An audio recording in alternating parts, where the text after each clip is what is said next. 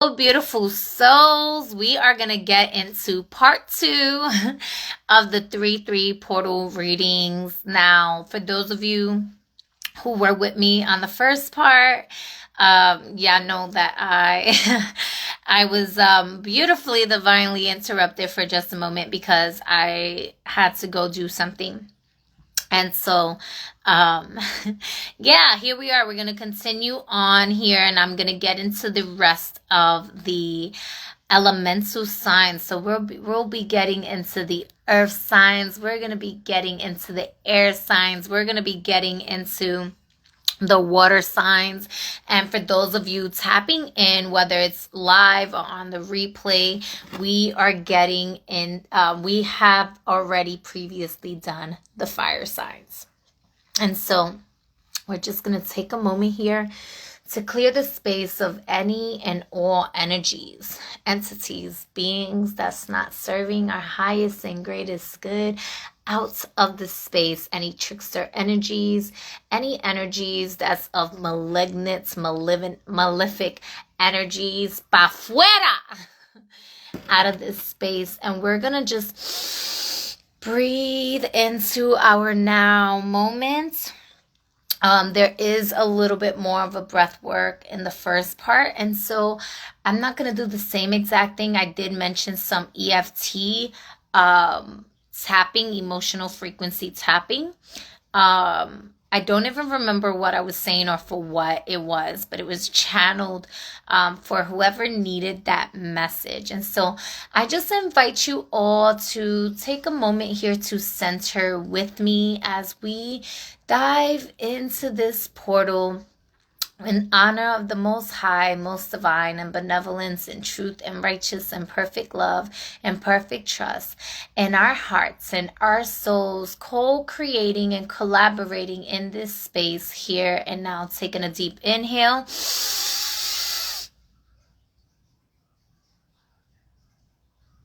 Exhale.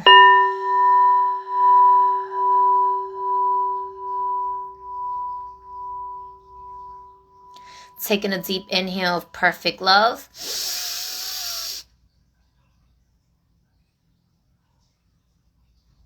Exhale.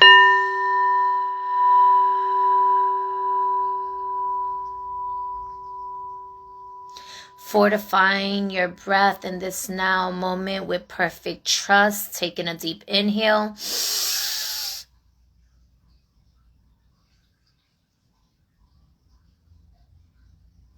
And exhale.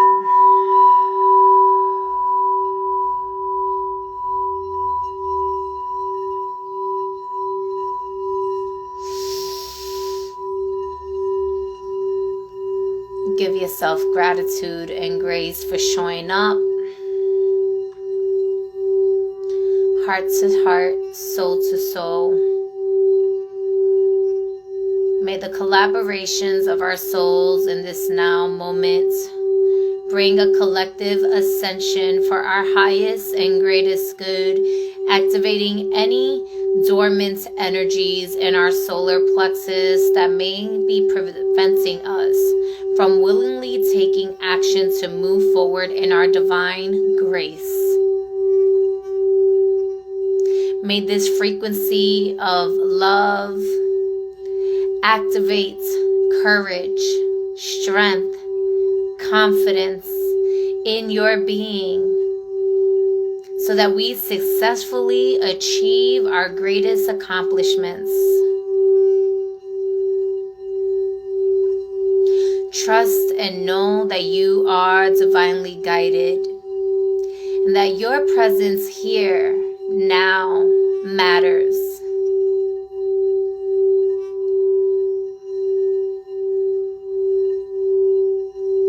Removing any sluggish, lethargic energies from your solar plexus, any doubt, and filling it with confidence, with knowing, with trusting.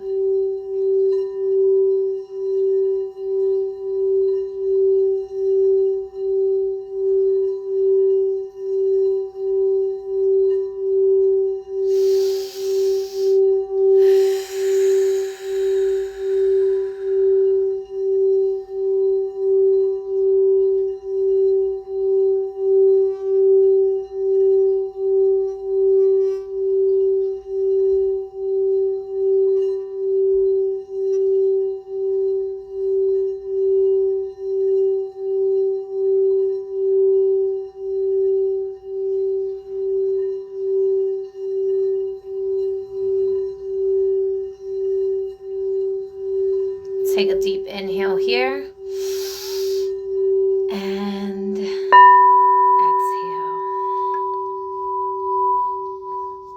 Hello, hello, hello. Thank you, everyone. Someone came in here that I've been waiting for you to respond back to me. Can y'all let me know if y'all can hear me in the comments? Let me know. I know I just kind of already started in there.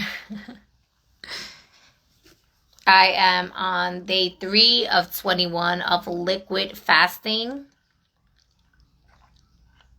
I feel really good.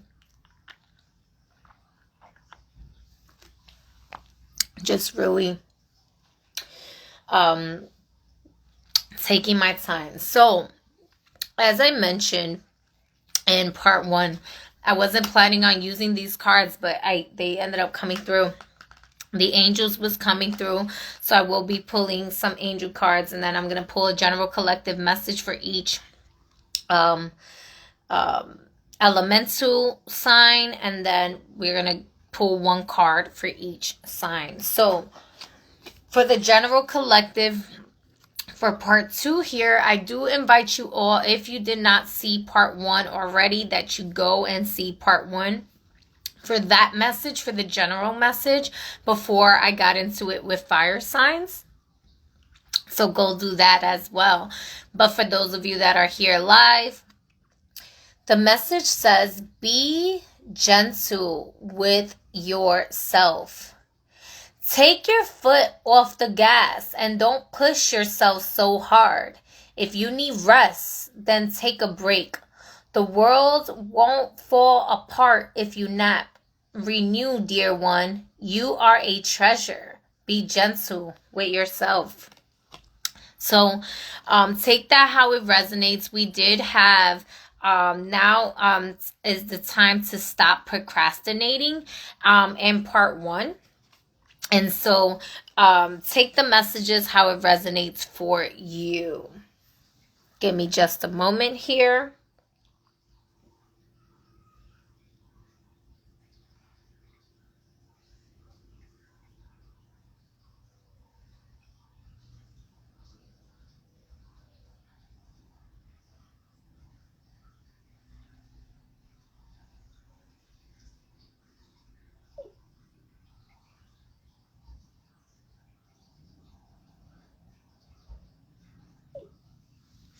Okay, so we are, hello, greetings. So the way that I am going to do this is I'm going to pull a general message for the fire signs here. Fire signs. I did fire signs.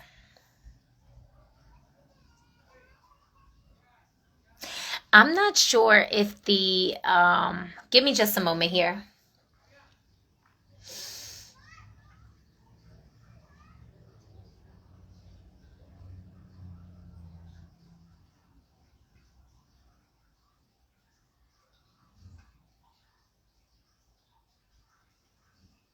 Okay, so I was just wanting to take a moment here because I did pull some angel cards in part 1 for the general collective message, and then I did for the fire signs. So Spirit is saying just to do for each signs that the angels have certain messages. So we're going to move forward to the earth signs at this time here.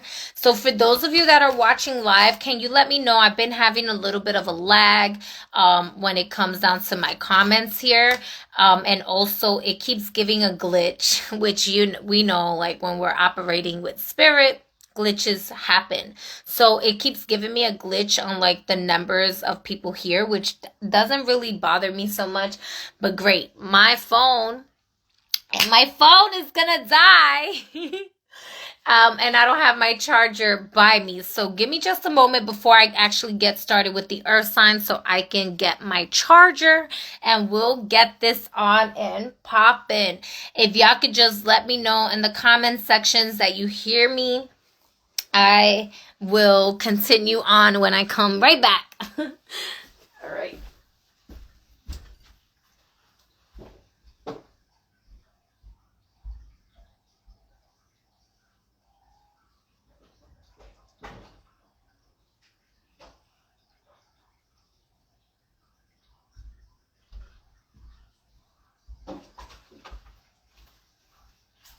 All right, y'all.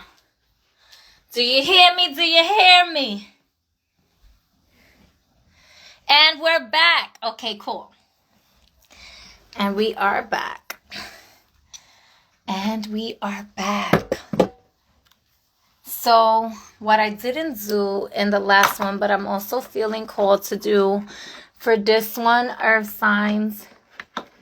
Oh, I forgot that I have that there. Hee hee. Hee hee.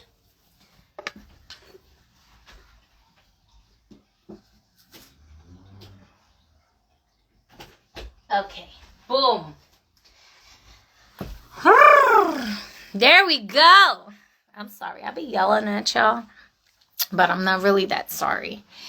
If I'm being honest, I like to yell sometimes. I do. Like, can you hear me? Clearly. All right, y'all. Thank you for your patience. You are a phenomenal being, and I love you for existing. And thank you for your patience. Okay.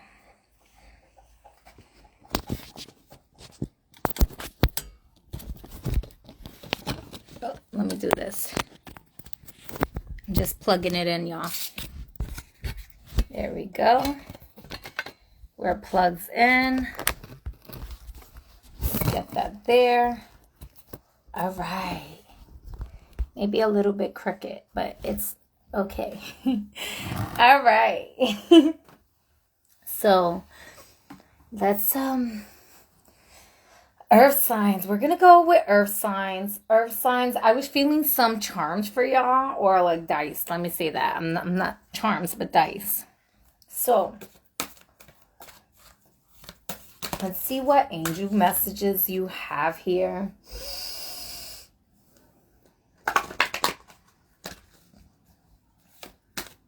Okay.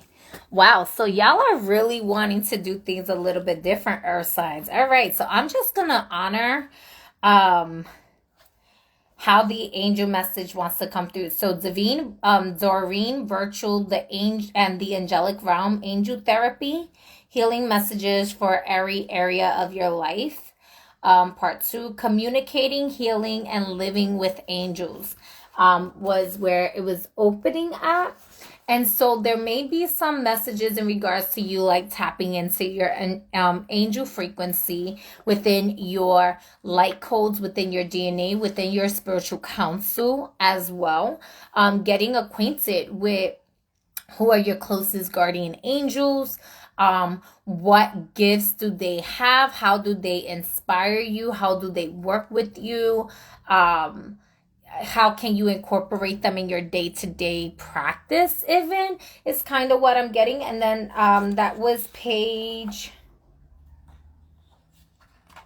wow, that's funny, I went 144 is writing, but that was page 147, and then I opened to 170. So we're gonna go how to hear your angels is where they wanted me to move from. So whether it's connected or not, the same chapter or not, it may not, it is. Okay.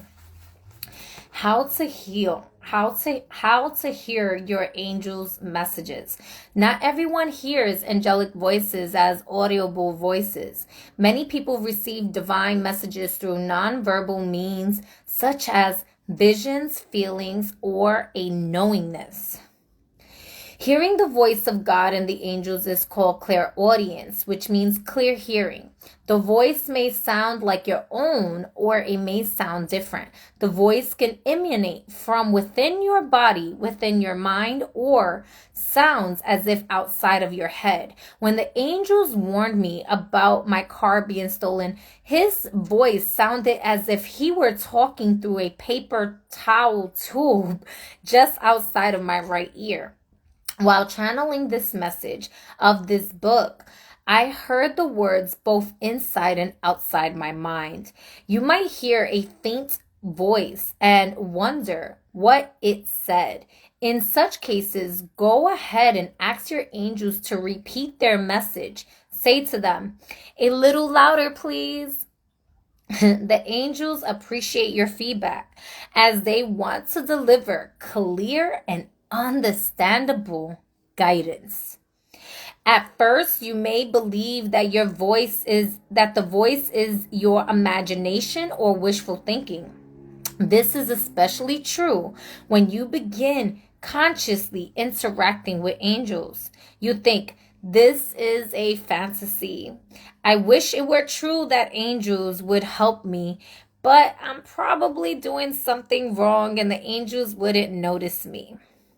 We heal this type of thinking through faith, trust, and practice.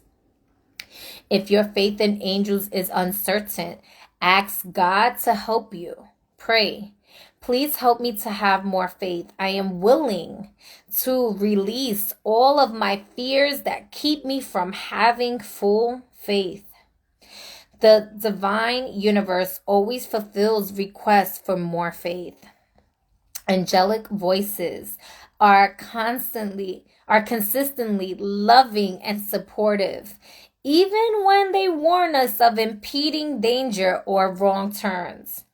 As a psychotherapist, I was trained to believe that hearing voices was a sign of insanity. Yet, the voice of the ego is the only source of insanity. Ego voice messages are always destructive, abusive, and impulsive. For example, the ego may try to convince you that you'll fail. The ego also changes its mind constantly. So it will tell you to do one thing Monday and another thing on Tuesday and completely different thing on Wednesday. If you listen to the voice of your ego, your life will be a chaotic and fearful place. Angelic voices, in contrast, patiently repeat the guidance to us day after day until we finally follow it. You may hear your angels tell you for years that you would be a great healer or author, for example. Or your angels may repeatedly ask you to take better care of your body. You may know that the guidance from your angels, you may know that the guidance comes from angels when it is loving, focused, not hurtful to you or your family, and consistent. And there's more. I'm just going to finish this page and then we're going to go, and the other angel deck is actually calling to me now. So, clairaudience is just one of the 4 ways we receive an angelic assistance. However, your angels may speak to you in pictures and visuals, mental images. We call clairvoyance and clairseeing. Angelic messages may come to you as a single snapshot image, either in your mind or outside of your mind, or you may see miniature scenes as if from a movie. The images may be black and white or full color. Angelic visuals messages may be symbolic, such as seeing a stop sign as a signal for you to take some rest, slow down, or stop what you are doing. Intuitively, you might readily understand that what the visual images mean. For instance, you might see an image of a trophy, instinctively, you know this means that success is ahead of you. If you have trouble understanding your angelic visuals, be sure to ask for assistance. Ask for your angels to clarify their message and continue asking for clarification until you completely are certain of their meaning. All right, y'all. I didn't do that for part 1, but we were talking about like clairvoyance, clair-knowing, and stuff like that in part 1. So if you're coming from part 1 here on live to the part 2, maybe this is just like for whoever needed that message. Or if you're just here in part 2, maybe you're coming and you're watching the replay from YouTube and you're new to my channel. Welcome, Angelic Ray, Goddess Switching the Code. I don't always introduce myself just because I'm constantly just on live and I just assume that everybody knows me. And if you don't know me, then now you know, right? But you know of me, not you don't know me, but you know source. And so to know source and to know thyself is to know me, right? So I am going to pull one card from here, but as you see, my head is going over there because I have another angel deck, which in part 1 didn't want to come out for the fire signs, but it's being called. So I'm going to pull from this one too and from there. So I'm just honoring my guidance.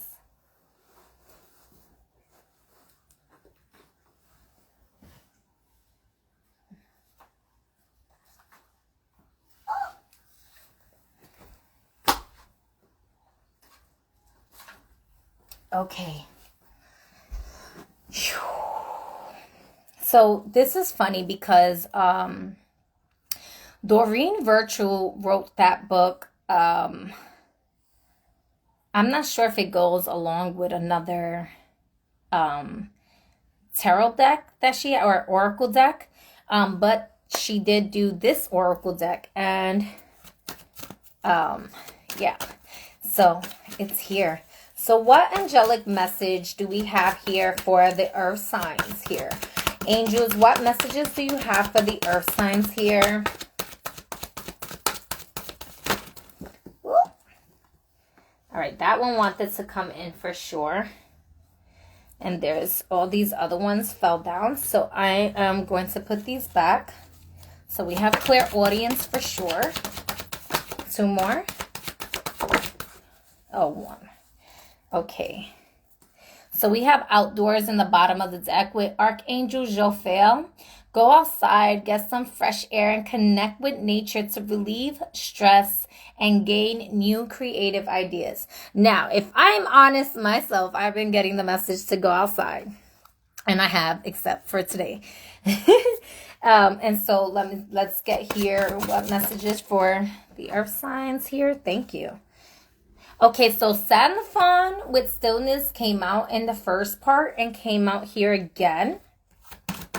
Let's see here, what other messages do we have from the angels for the beautiful earth signs here? And earth signs, for those of you who don't know, this can be Taurus, Virgo, Capricorn. All right. Okay, so we have Zadfakel with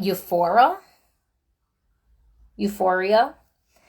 And then we have Archangel Gabriel with Insight again. So this is what I'm going to say for those of you who may be watching part 2 here. Like I mentioned earlier in the video, I think, I don't recall when I pulled the Archangel's messages earlier, if it was just for the fire signs. I keep getting the intuitive feeling that that was the angels communicating on a collective level for all signs. And then I went into the fire signs is kind of how I'm feeling this energy.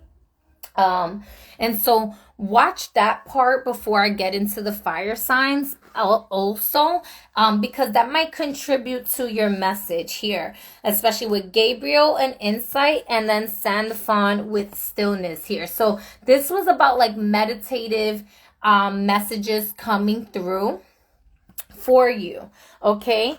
And then a sense of like pleasure and euphoria, and like this could be sexual healing, this can be just really allowing yourself to be in joy and be in play. But we also have clairsentience, and it's, the book was talking about the clairs, right? And so we have Archangel Raguel. Notice your reoccurring physical and emotional feelings as they signify divine guidance. And as I was reading this, I kid you not, I felt them touch me in my arm, in this arm right here. It was like, did you feel that? Yes, I did. And so sometimes, just like the book was saying in regards to like clairvoyance being something, a physical sign you see outside of you, like it could be you driving, traveling in your vehicle from one location to the next, and you see a license plate and it has like an angel number or it has a word, and it's like divinely responding back to like your thoughts or something like that, right? This could also be that you get like a image inside your mind. Well, the same thing with clairsentience. With clairsentience, this can be an emotional feeling, right? Or this can be a actual like you feeling like something just, oh, this something just touched me. Yeah, it's a spirit. Can we pray together if you want? I just need some love. Oh, um, me too. I'm a hermit crab. It's okay. Oh, I love prayer though. So, um, one thing I cannot do is deny someone a prayer when they ask me to pray for them. I don't do like traditional prayers though, just to let you know. And then we have teaching and learning. So I seen that you requested to go live. Um, and I'm not sure if I know. Yeah, me neither. Okay, I'm not sure that we really know each other, but I am open to doing that. Um, I'm just not sure if this is the live for that just yet. So let's just hang in here for a moment. Plant Power also requesting to come on live. All right. Are y'all are we doing a collective prayer? We could do a collective prayer. We could do a collective prayer. What was your prayer request for again? If you want, I just need some love. You don't need love. You are love. But we'll pray. We'll pray for that. And then it says Archangel Zadkiel, which Zadkiel came out. Oh, this was Zaphikiel. Zadkiel, keep an open mind and learn new ideas. Then teach these ideas to others. Teaching and learning. Okay, so it's funny and interesting enough that you asked for prayers. So, if I'm quite honest, those of you who don't know, my grandmother just transitioned, and every night since her departure, we do prayer. We've been doing prayer, collective prayers for her, and um, while she had Catholic background or roots and upbringing. She was very eclectic also.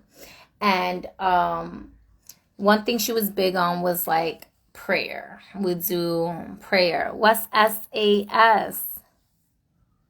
What is that?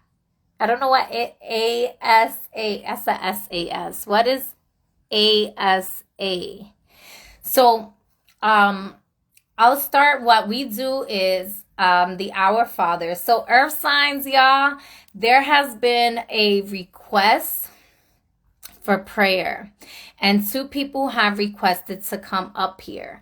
And so, I truly feel like I have to honor this calling here. So, I'm going to ask all of us to collectively hold space in this now moment for love to be the deepest and purest healer. And I'm going to accept these two up to come up here.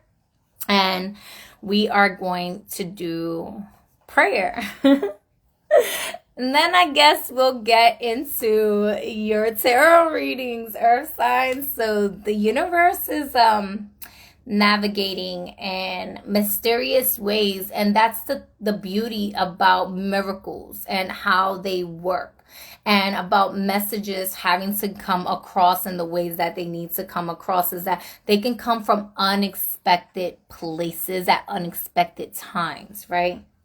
So let's see here, and let me know if you can see each other.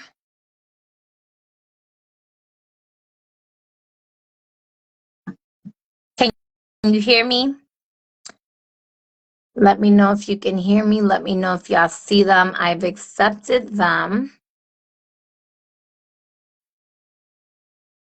And this is what we do in real time, right? We show love, we hold space. Sydney, do y'all see? I'm not seeing any comments now.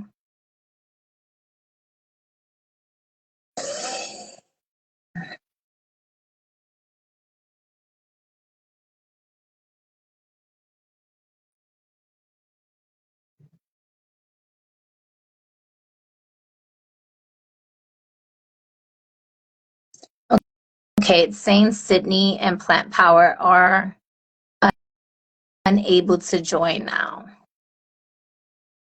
Plant Power.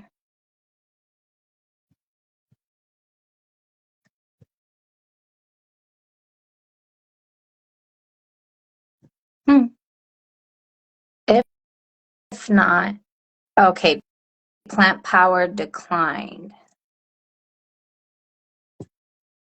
Let's see here.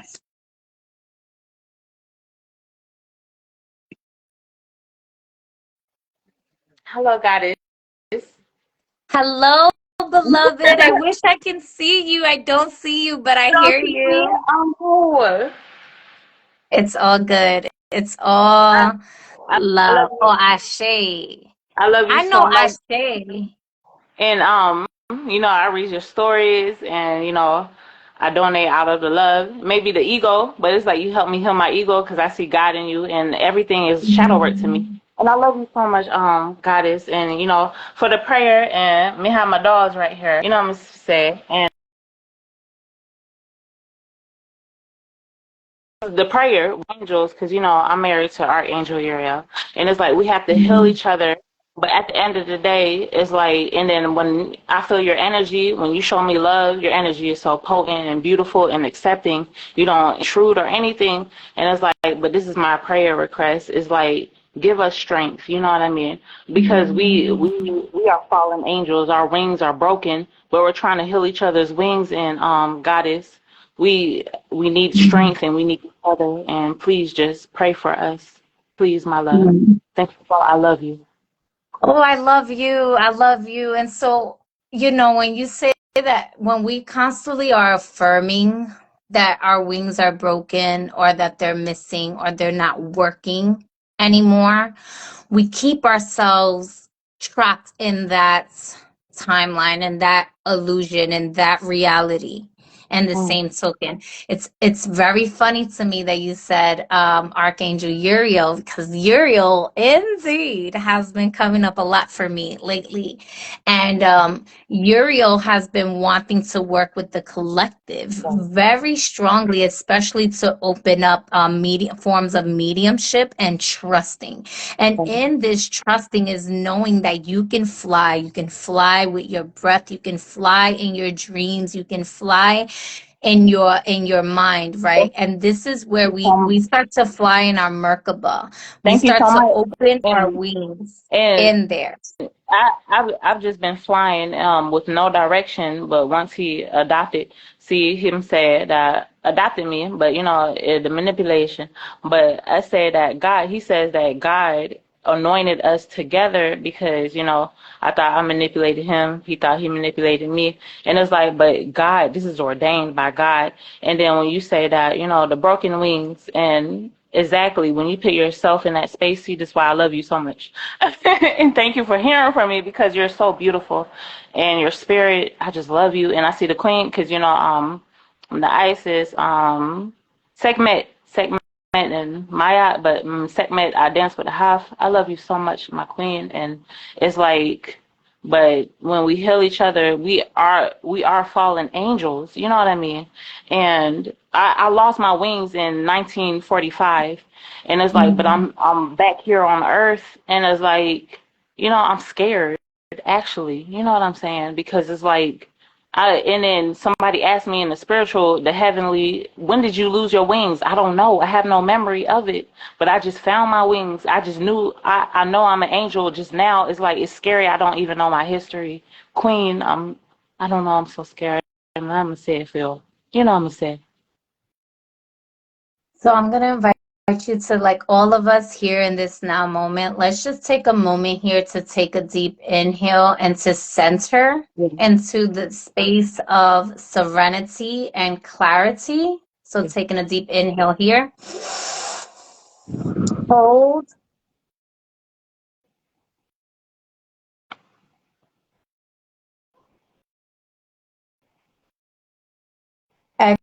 Exhale slowly out your nose. We're going to do two more breaths just to center ourselves before we get into any prayers at this time. So taking a deep inhale here.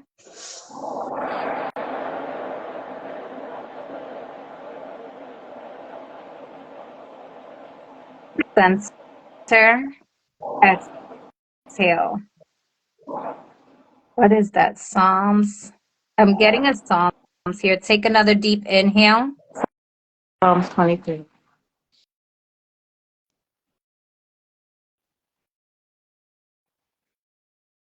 Exhale. So I was showing the sigil of Uriel because in part one, I had mentioned that someone here works with magic and that they are being called to work with the sigils as well. And so I invite you also to, like, take a screenshot of this and meditate with it. You can go back if you want, but I was hearing Psalms 91, and here I'm gonna click on this here. So it says, whoever dwells in the shelter of the Most High will rest in the shadow of the Almighty. Mm. I will say of the Lord, He is my refuge, my fortress, my God in whom I trust. Mm. Surely He will save you from the fowler's snare and from the deadly pestilence. He will Mm. cover you with His feathers, and under His wings you will find refuge. His faithfulness will be your shield and your rampart. You will Mm. not fear the terror of nights, nor the arrow that flies by day, nor the pestilence that stalks in the darkness, nor the plague that destroys at midday. 1,000 may fall at your side, 10,000 at your right hand, but it will not come near you. Mm. You will only observe with your eyes and see the punishments of thy wicked. If you say, the Lord is my refuge, and you make the Most High your dwelling, no harm will overtake you. No disaster will come near your tent, for he will command his angels concerning you to guard you in all your ways. They will lift you up in their hands so that you will not strike your foot against a stone. You will tread on the lion and cobra. You will trample the great lion and the serpent, because he loves you, says the Lord. I will rescue him. I will protect him, for he acknowledges my name. He will call on me, and I will answer him. I will be with him in trouble. I will deliver him and honor him. With the long life, I will satisfy him and show him my salvation. You take that how it resonates for you, my love. But because Psalms 91 was coming through, that's 19, that's 9. That is the beginning and the end, the Alpha and the Omega. When we say the Lord is my refuge, this is the kingdom of God is within here. The Most High is not separate from us. When you have fallen on the land that is anointed by the Most High. It is not separate. It is birthed from the same creation. All right. When we say he comes from she, and she is one with the wholeness of divinity and the Holy Spirit. There is no separation in mother and father. There is only unity, and you are united with thyself. You can fly if you believe you can fly. You will walk if you feel like you need to walk, or you will crawl until you remember. You have to learn. You have to practice, and it's okay. It's okay. If you feel any fear, know that that is not truth. That is the voice of ego. That is the voice that is not your angelic faculties of your mind that has been divinely ordained in each and every cell of your being, in every organ of your being, in every molecule of light, the atoms of lights of your beings that garden your that water your garden, that nurtures your garden. And when you have to step out of the garden of Eden, when you don't feel like you are Eve and you have to be Lilith, know that you are complete, even without a rib, and anointed by the Most High Creator. They thought of you in perfection. There is no separation. There is no separation.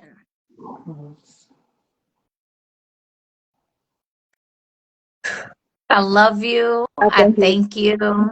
Thank you so much. I'm gonna forget off of here. I'm gonna cry because the love in you, I see it, and look, God loves me. Thank you so much. I love you so much, man. I love God you, does man. God does love you. And when we say I love you. the divine mothers, when we say Osset, when we say Sekhmet, when we say Ma'at, right? This is when we go into the what Ma'atian matrix are you in? She is going to balance the scales in which your wings will fly at the level that you allow yourself to fly on that matrix, on that Ma'atian frequency, on that angelic frequency. It is up to us to see and be relentless, be without that fear. Right? Yes. Like And Sekhmet said she devoured fear, and it's like she went I'm for it. not ashamed. You make me not feel ashamed for losing my wings because you know what I'm saying. I'm gonna have no memory of when I lost my wings. I know I was an angel, but it's like you know what I'm saying. And thank you. It's like, oh my God, thank you. I love you. Oh my God. Let me get off of here. I love you so much, and I'm listening in the background. I love you, It's man. all I good. love I you, love man. you. Okay, Man, I Uncle love you. Jasanab. Uncle Jasanab. Thank you. Y'all, thank you for holding space. We are going to continue here. So everything happens for a reason, right? When the sister is, and although I could not see her on my screen, I can feel her in every cell of my being. And this is the clairsentience energy here, earth signs, right? This is where the insight, the clairvoyance comes into play, into practice, when there is physical obstructions or physical situations that seemingly are happening, but behind the scenes there is more. And with work, faith without works is dead. And so when you allow yourself to be with faith, and just like the page, I don't even remember, it was page 170, and it said, if you don't have faith, trust. That message was coming through, sister. And I invite you to, if you didn't hear it, to watch the replay when I talk about this.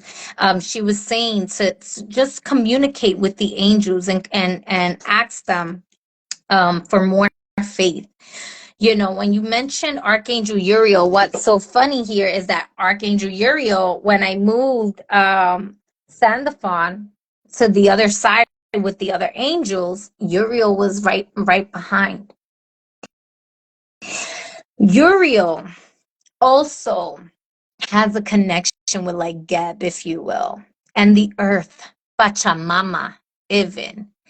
Think of Mother Nature. So when the angels ask you to go outside and be out in nature, Uriel is there with the grass. Uriel is there with the soil. It is the yearning of source energy in your toroidal field of creation to create. It is the your earth, your Elohim, your heaven. It is the heaven on earth that you see and dwell on and that you walk on every step, every step. That's how I see Uriel. When I connect with Uriel, I say, thank you, Uriel is a fucking powerhouse, okay? And Uriel has a way of laying foundation down. So if you are feeling misguided in your steps, connecting with the soles of your feet and connecting with Pachamama, connecting with Mother Earth, connecting with Archangel Uriel. If you can't feel a tether, a connection to the earth, to the land that you walk on, ask Archangel Uriel to strengthen your connection with the earth herself. So that as your feet is planted, with the soles of your feet planted on the soil of her earth, you are able to understand, comprehend the nonverbal communication that is happening. And as that moment of planting yourself and grounding yourself, your wings get to allow themselves to heal, to regenerate themselves with every cell in your body. And sometimes that makes the heart feels like it's breaking up. Your back might start hurting. Your shoulder blades are like feeling tense, and you might want to like start stretching that out and breathe. And you take your time in your process as you are reestablishing a foundation with you and your cells and your organs and the soul of souls, your energetic signature, because you are an angle of light. We are angels of light. And if we have fallen, it is because we have become matter in density. And this is how we fly, by shining, by being. And when we rest and close our eyes or we go into meditation, we fly in different ways until we allow ourselves to keep remembering and reestablishing the foundation of the kingdom within. And levitation is real, y'all. Let me tell you. I've definitely had one moment. It was not me consciously, but I had a moment of levitation. And I have family members that can vouch for me. It was a scary situation nonetheless, but it was a real situation that occurred. And so it is very possible to defy gravity when you are established in the foundation of the kingdom within and trusting in yourself. So for me, Uriel connects with the as below. As above, so below. The different dimensions, the different densities, right? So when you're in the astral realm, the angels, they don't look like this, right? They don't look, this is why they have sigils, right? They have different forms of apparition. And when we say angels are androgynous beings. So if we look at Uriel can be a gender neutral name. Gabriel can be Gabriella. Michael could be Michelle, right? In different tones, different names of different aspects of light. The different faculties of the mind.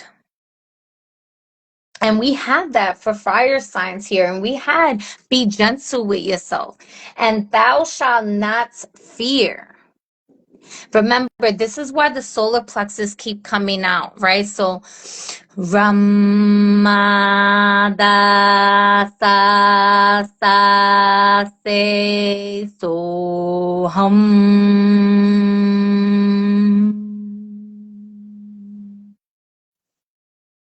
Allowing yourself to be fortified with every single breath that you have. Right? I tend to call on the Most High, most divine and benevolence and truth and righteous and perfect love and perfect trust, the creator of my soul, the divine mother of all creation, mother of God, mother of life, mother of truth, right? Father, creator of life, of essence, of beings, of the heavens.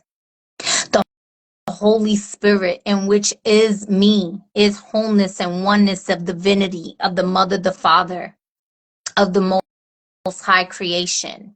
There is no separation. In the Holy Spirit, we become fractals. These are angels. These are angles of light. In the void of nothingness is everything. With life is death.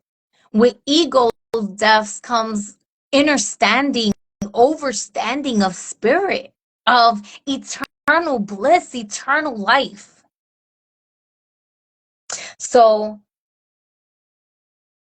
spirit had a way of navigating earth signs readings in a very different way. But remember, we had outdoors come out here. And I feel like writing is another form that keeps coming through. It's time for you to rewrite a new story for you, right? And I'm going to say the Our Father prayer really quick, right? So, Our Father who art in heaven, hallowed be thy name. Thy kingdom come, thy will be done, on earth as it is in heaven.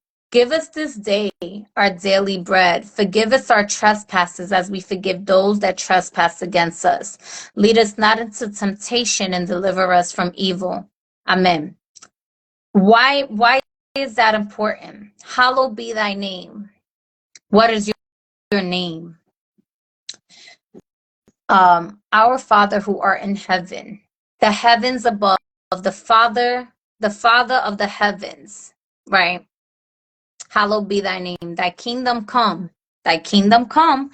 When your papa came inside your mammy, with all due respect, that's how you got here. Thy kingdom come. Thy will be done. On earth as it is in heaven. Your mama being the earth of that foundation, right?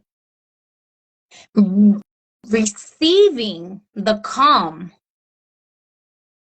the Holy Spirit of your being into her temple to nurture it.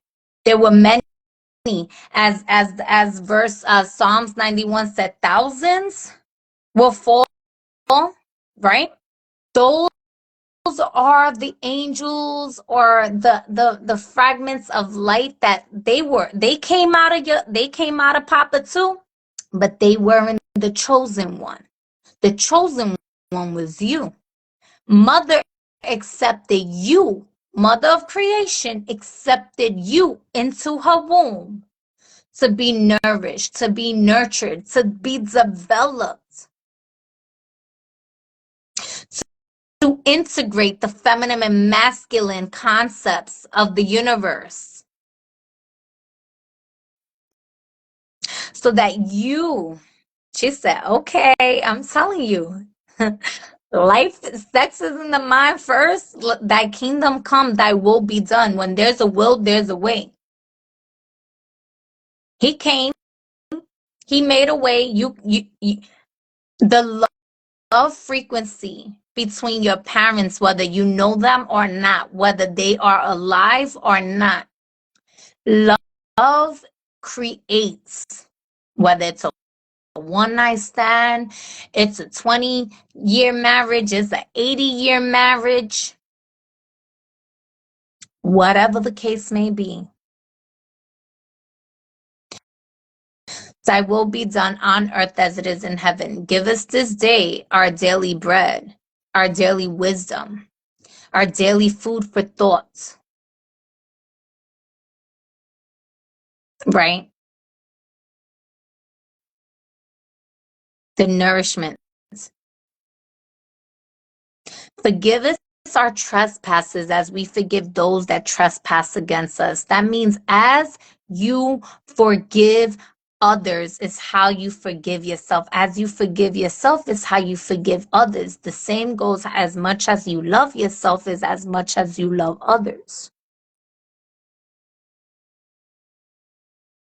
Forgive us our trespasses as we forgive those that trespass against us.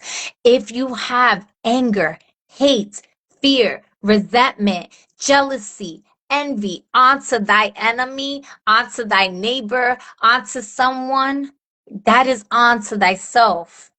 That is ma'at, right? You mentioned ma'at,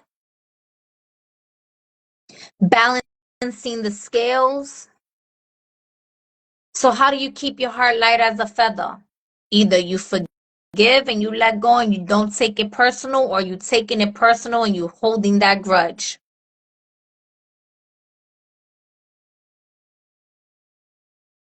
This is meant to be reading and this turned into like a whole lecture, but we have teaching and learning, right? As I learned from you, because I'm sharing these messages, but homegrown, I ain't talked like this just a moment ago.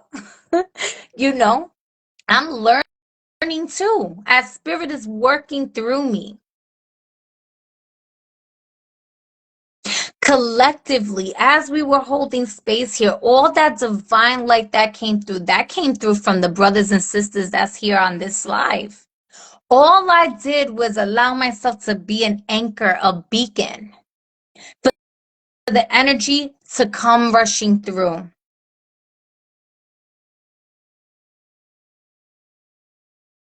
Holding that space, neutralizing fear, as love was the healer and the energy coming through. Light, the angels. Her coming on and asking for prayer is an example that we are all here co-creating with the universe while we are coexisting in this space here. And that it's okay to ask for help sometimes. It's okay to acknowledge that you are fearful. Because let me tell you something. If somebody thinks that they are so highly spiritual and filled with integrity that they deem themselves above another, to not heal, to not stop for prayer, even if it ain't from a fucking Bible, or it is, forgive them their trespasses as they forgive the trespasses against others. They got some fucking work to do, right? And I say that because respectfully, homegirl knows she got some fucking work to do.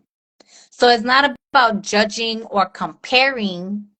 It's just awareness of what is, right? I could have ignored the request and kept doing the readings. What would I be as a divine messenger to be a disservice when the message is coming through for clarity, for security, for comfort, for love? I'ma love my sister, even if I couldn't see her face and don't really know who I know in my heart. And I have perfect love and perfect trust in my being that the Most High has anointed this space here and now in all timelines, in all realms, in all dimensions, that no weapons formed against us shall ever prosper. For we are delivered evil. They delivered us from evil. I'm sorry, they delivered us from evil, right? Deliver us from evil.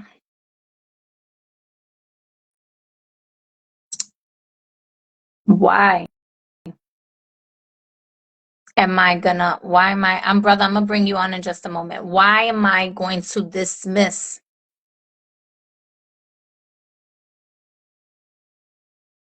a beautiful sister, a powerhouse, someone that has so much to offer the world in ways that I possibly can't? Or maybe I can, but it's not my mission to. So I don't. I do what's my mission. She does her mission. And sister, I remember a dream. I remember feeling so frustrated when I woke up from this dream. In this dream, I was doing light language activation with my hands, like mudras in a sense, onto people, angels on earth. This was before 2020. And I was active around that time, but it was before, the pandemic stuff. And I was activating these people. And as I was activating them, they grew their wings and they jumped up from the land and they started flying. And I remember feeling when I woke up, why couldn't I fly? Why didn't I fly? I was activating others and their wings. But in that dream, I didn't get off the ground to fly. I was on the ground. And that was for me to sit with and meditate a little bit more and gain understanding and trust and knowing it is not that my wings are broken. It is not that I can't fly. It is that in that moment, it was my purpose to do just that.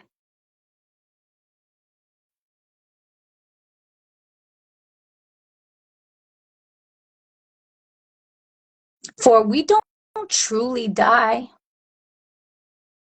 but we transition. And depending on the dimension, because I had a dream shortly after that, the homegirl was flying in the fucking sky. And I've had dreams where I'm bumping into shit trying to fly. What is life but a dream? So I'm going to add the brother plant power on, and then I am going to pull the rest of the cards here. Hello, beautiful soul. There we go. And see? Got to see me, right? Hello. Yeah. How are you? But that's how the universe works. It's showing the loading, but it's all good. How are you? I'm wonderful. Thank you for asking. Shay. Absolutely, absolutely. It's been a minute since I got to chat with you. It's so great to see you, like always. And also, I want to say thank you for everybody in the chat and the young lady who was on earlier. Peace to the divine, positive, feminine energy in the world, the balance that is necessary. There's not enough respect and kudos and understanding that even Prime Creator can be considered as Big Mama. Mm-hmm. They always call it a him, or it. You know what I mean? Mother Earth. How much does Mother Earth give? A lot. Like the female version of Allah is a lot, which they stop talking about and focus more on the male perspective. I like to know there was a time when they prayed to both. because there's a lot and there's a lot, and a man can have a lot with a woman. What does she bring to the table? Just like you. So I want to say thank you for all the readings and the communications and the channels that you're able to open up and connect with other people. It's so grateful.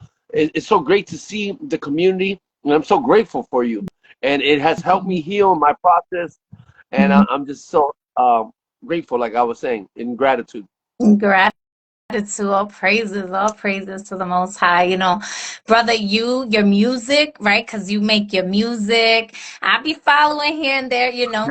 And I'm grateful how you mentioned with like Big Mama and everything like that, because that's how I know how to be. I can't just force myself to always be in the masculine state, you know. That's why we say him. And when you said, I saw the ASA, but I know you meant to say like Ashe. Yeah. And that's what Ashe, Ashi, a she, Amen, Amen. A she, a man, Aho, the Holy Spirit. The Holy Spirit, we say Aho for the Holy Spirit, right?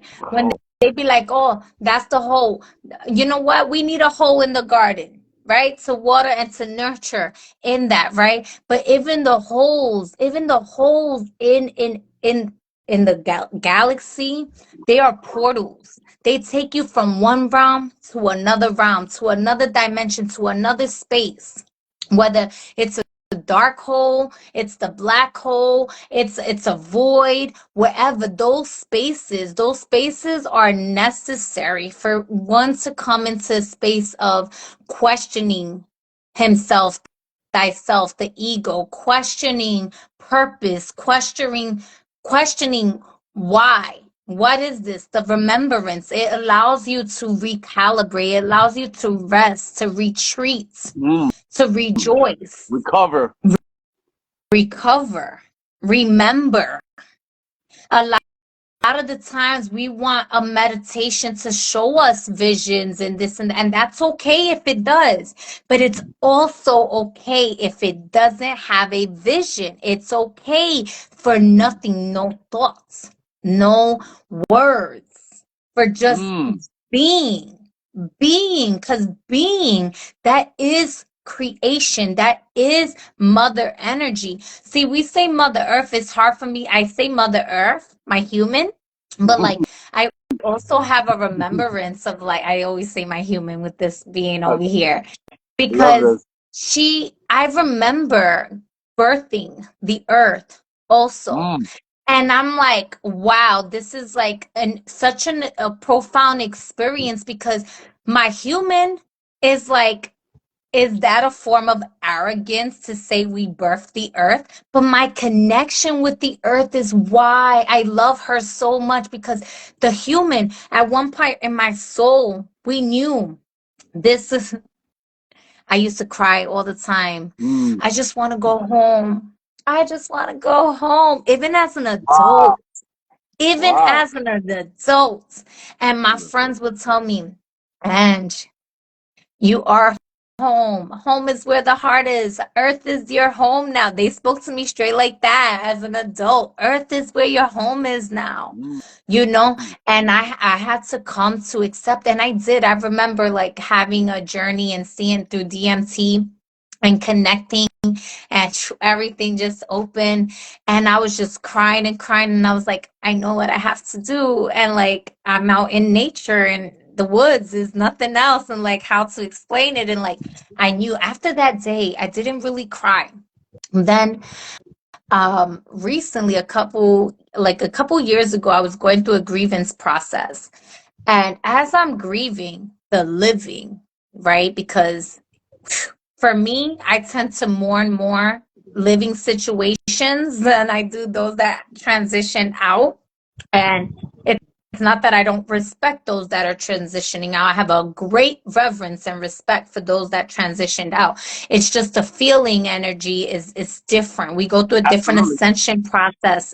It's like when you go through a breakup or a career transition or a relationship transition or a moving transition, that has a different level of density that occurs first in the body before it ascends up to yours and you get your ascension symptoms, then when a person transitions out, they took all the densities. And then what you feel those densities too, but you're able to go up is more through the ascension process that happens because you get integrated. As they transition in spirit, your cells are their cells, and we're ancestors to each other. We're the celestial realm to each other. We're the cosmic womb. We're brother and sister in the cosmic womb here. So we literally become more and more like one. This is why they say, oh, if you have a dog, they're like, oh, the dog starts looking like the owner. Or couples start looking like husband and wife start looking like brother and sister. Or like, oh, you may have looked like your father your whole entire life, but now you spend a lot of time with your mother and you start having more of her facial features going on and they're like, growing up you used to look like your dad a lot, but you look a lot like your mother now because you're spending a lot more time. Energy exchange. The environment, right? So if you're in a dense environment, your skin starts looking more like, when I moved here, I was vegan. My skin was way more vibrant and this and that. I lived in a different environment. I moved here to the environment that I'm at. It's not that my skin still doesn't get clear, but it's not the same angles of light. It's not the same fractals of light because can I tell you, you do look amazing today, as always, but I think especially today. And I'm happy for that, too, because I've been feeling that way about how I'm kind of a little rough today, but when it looks right, man, I've been noticing just how it feels. I just want to give you amazing goddess reflection. points. You deserve them. You deserve all your flowers here. And I just want to say this. I want to interrupt you, please. And I want to say that in my ascension journey, I'm going to try to sum this up as much as I can because I love to talk. I'm a passionate conversationalist. Through the research of transmutation of my energy, I uncovered passionate conversationalists. And once I seen that, I was like, ding, ding, ding, ding. That's me right there. Like, fuck all this transmutation shit. I am passionate about what I talk about. So let me try to sum this up real quick. So in the last, I'll say, after my mother transitioned and realizing you're so 100% on point. First off, I want to say that is so accurate. And what you were speaking was basically my testimony. I want to let you know that you are super, super connected because everything that you speak about, I resonate with deeply to the point that you were giving a reading for Aquarius, which is one of my counterparts of my crew. And I screen recorded it and I sent it to him. And I said, yo, check out my peoples. I need you to tap into that. And I sent him like a 2-minute one. And then you kept going off. So I recorded you again and sent him like a 5-minute one. And he watched them both. I think I sent the link and everything. So his name is Divine Designs, by the way. Shout out to my brother Pine. And all the ways you break it down, you are aligned definitely because prior to my mother transitioning and me letting go of fish, chicken, cigarettes, alcohol, meat, and cocaine all at once. It was 6 major things that I let go. It was meat, fish, chicken, cigarettes, alcohol, and cocaine. That was my first 6 that I jumped out of the window with. And this is after my stroke that I had experienced, that I basically put myself through to become who I am today. And I experienced that. I went back to the bullshit. And then I got to the realization of this needs to shift after my mother transitioned, right?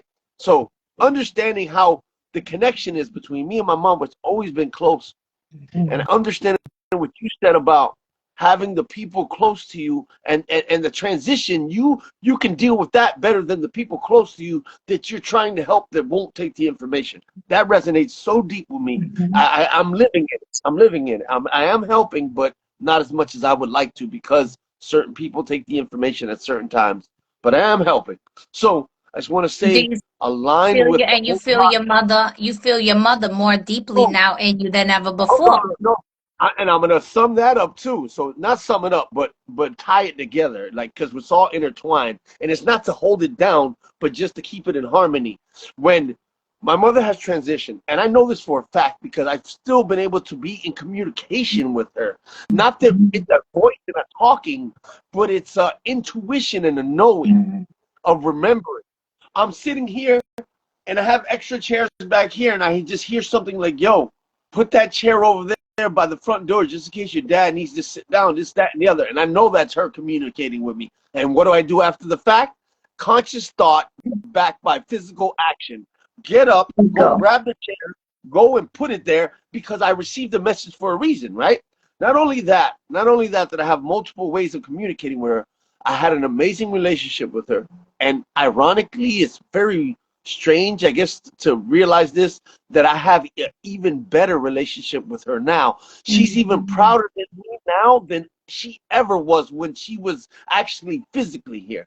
So now I know she's spiritually still here because they are our ancestors and they communicate with us. And I don't want to hold the table too long, but the things that you say resonate so deep with me. And every time you're on, I always tap in and I watch. I caught the one when you were talking about Geminis.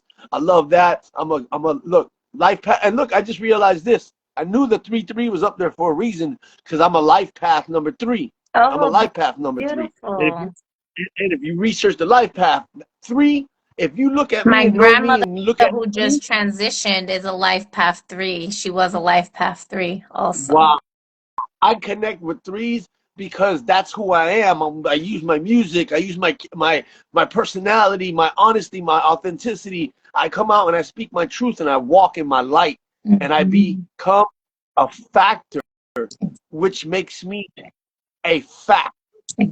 If you're a factor for your family and friends, that means you are a fact.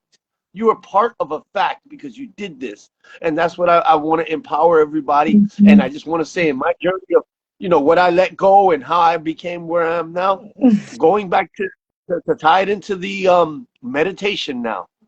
Now, my biggest spiritual experience my whole life was meditating on the beach without any drugs, without any influence, just meditating. I'm going to sum it up. I astroplaned, right? First time ever. Like, what the hell's going on? I woke up and I looked to the side. Guess what I see? I see a naked baby and a mother right next to it. Right next to the baby, guarding the baby, but the baby's free, running in the water in the beach. On the beach down in Miami, they don't have babies with Pampers because that shit gets all soggy. So they have brand new babies with no clothes on, and they have a little hat on most of the time, but they're in nature. And I opened my eyes from that meditation and that astral plane, my first one ever, and I saw the baby and the woman, and it just hit me like a rock. Yo, I was just like, I was flustered. I started crying. The most strong, powerful thing. I didn't even know what it was. Then in my research, I find out it's called the OBE, which is an out-of-body experience. My homeboy Cruz with Forbidden Knowledge breaks it down. He's a great conscious rapper. Shout out to him and Donnie Arcade. I watched his information about meditation and breaking it down, so he helped me with that so much.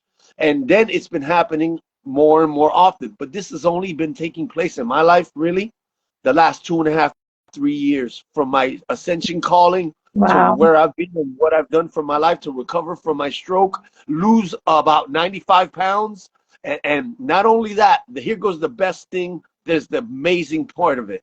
My daughter, who's going to be 13 years young, is alongside me in this journey. And she has taken the information and has applied it to her life and knows that it's lifestyle sustainable. And that's all that is tied into like what you talk about and how you deliver your message and how authentic you are with your accent. I'm from the Bronx as well, BX in the house, but I was raised here in Miami, came down from asthma. And you know what you were also saying? The epigenetics are backed up DNA. Because if you have already so much, you're crying, I want to go home, even as an adult, because we have childhood trauma, we have teenage trauma, then we have adult trauma. And then you add in the 5 to 10 years of backed up ancestral trauma in our epigenetics. And that's why you can be an adult still crying in that way. And I want to drop this one. I've also realized depression comes from our light body, grand spirit being compressed into this flesh suit. Yeah. So through the compression, time from time, we're so used to being free, but now we're in this vessel, we get depression. Absolutely. That was pretty good, right? That was good. amazing. Thank you so much. I'm so glad that you decided to come on and share with us because, you know, so often people think that you only can experience these things through psychedelics, through drugs, through drinking and this and that. And I love talking about the sober journey because I've had so many sober moments, and how much power, how much dedication, how much love to your, like, you had to love yourself so deeply to fight against those principalities, the principles, right? Almost To 3 fight years, against the principle of your fact. Yes, yes. in To August, it'll be 3 years. to declare the sovereignty and the rights of your faculties of your mind, the authority. This is why they say when you go to the altar, you go with confidence. You go with confidence to the altar. Do not go with fear. Do not go with doubt. Do not go. And this is something that even I'm constantly having to fight against, right? Because it's okay when you identify it, but don't let it get in your way of being in confidence at that altar. Because what they say, asking you shall receive. But it's not an asking of like pleading in a space of, oh, I'm so little. No, it's with confidence, and it's a plea of command. It's a commandment because we have given the words of authority, and this is when we give that command, the universe must respond to us, right? And so that's the faculties of our mind. The angels conspire in our favor. The universe conspires in our favor. We have been granted to work with these angels and the angels to work with us. But what? They cannot intervene with our free will. Why? Because who is the captain of the ship? I am the captain. I am the captain of the ship. We are the captain. Correct. You know, and facts. We are facts. That's why other opinions do not matter. Facts over opinion. Right. Facts over feelings. Right. We are the fact. We are the captain. We are. This is our divine design, our birthright. And the thing is, we have to remember this through our memory, right? And this is even going, like, we can do Reiki, the keys to our lights, but even if you go beyond that and what birth that light, go back into that darkness, go back to the beginning, go back to the mother. This is why if in African traditions, they say, Olu de Mare, right? Oh, light of Mary, the light of Mary, right? Mother Mary, and this and that. But they're constantly going back and praising the son and then the father, which is great, is cool. But that, do not neglect the mother. Do not neglect the spirit, the Holy Spirit, the child, all of it, because we are an embodiment of all of it. We are the angels live in us. This is why when we have those sober, to have a sober thought, going through life raw dogging it the way that life be raw dogging us. That's right. That's a good way to put it. Yeah. You know, and it's not to shame or put down anyone that is going through any transgressions or difficulties with you know, whatever is there. What is the word? It's with a D. Not demise, but like it could lead to their demise. Like whatever their addictions are, right? Like whatever it may be. Detriment. So it leads to their detriment. Excuse me, it leads to their detriment. But whatever, not dispensary. It's with a D. I'll get it if it's important. But the whole point is it'll pop up. whatever is controlling them. This goes back to, the angels giving you the messages of love, even if you don't like the message, even if it goes against your opinion of what you like. It's going to be of nurturance, and they don't mind repeating themselves. That's why I tell people, when they practice something, when you practice something with love and truth and perfect love and perfect trust. You have an irrevocable trust with God, the Almighty, the Most High. All right. You have an irrevocable trust. Therefore, it takes an immense amount of love, infinite love, unconditional love that is reciprocated amongst the two. When Right. you are operating in a space of working with spirit. And if you are working with a spirit that punishes you, when you decide to leave it alone, when you decide to let it go, when you decide, you know what, I'm gonna move this altar from here to here, or I'm gonna get rid of this, or I'm gonna do this, and you get punished for that, that spirit is a trickster spirit, or that spirit is the principality in which needs to be it needs to be what is the word? It's with an R now. Damn, give me the words. Thank you. Like, it that's for you to reestablish your divine right and sovereignty, and that is for you to put it in a place, not for you to fear it, not for you to Right. say, it's to say, no, if you are my spirit guide, we work together. You will work with Correct. me. And for example, my guys, they taught me, they have so much patience because I can be stubborn, right? Yes, not an act of desperation, but an act of confidence of self. Yes, exactly. When it comes down to stuff like that, I remember I used to practice so much craft work. And I remember wanting to transition into different spiritual practice and stuff like that. And I heard so many stories of, oh, if you do this, it's gonna turn your life around, and this, that, and the third, and all these things to create fear, manipulate the mind, and this, and what that does is it separates you from full trust, from perfect love and perfect trust with you and the Creator, with you and the Most High, because that which is for you is gonna be for you. And if that spirit guide is no longer working for you at the time, but you think is no longer working for you at the time, but it's still working for you at Right. the time, they will Right. patiently wait on the sideline until you call on them again, because you have free will. And they're gonna be like, all right, you do what you want to do. They're not gonna punish you because you don't want to work with them no more.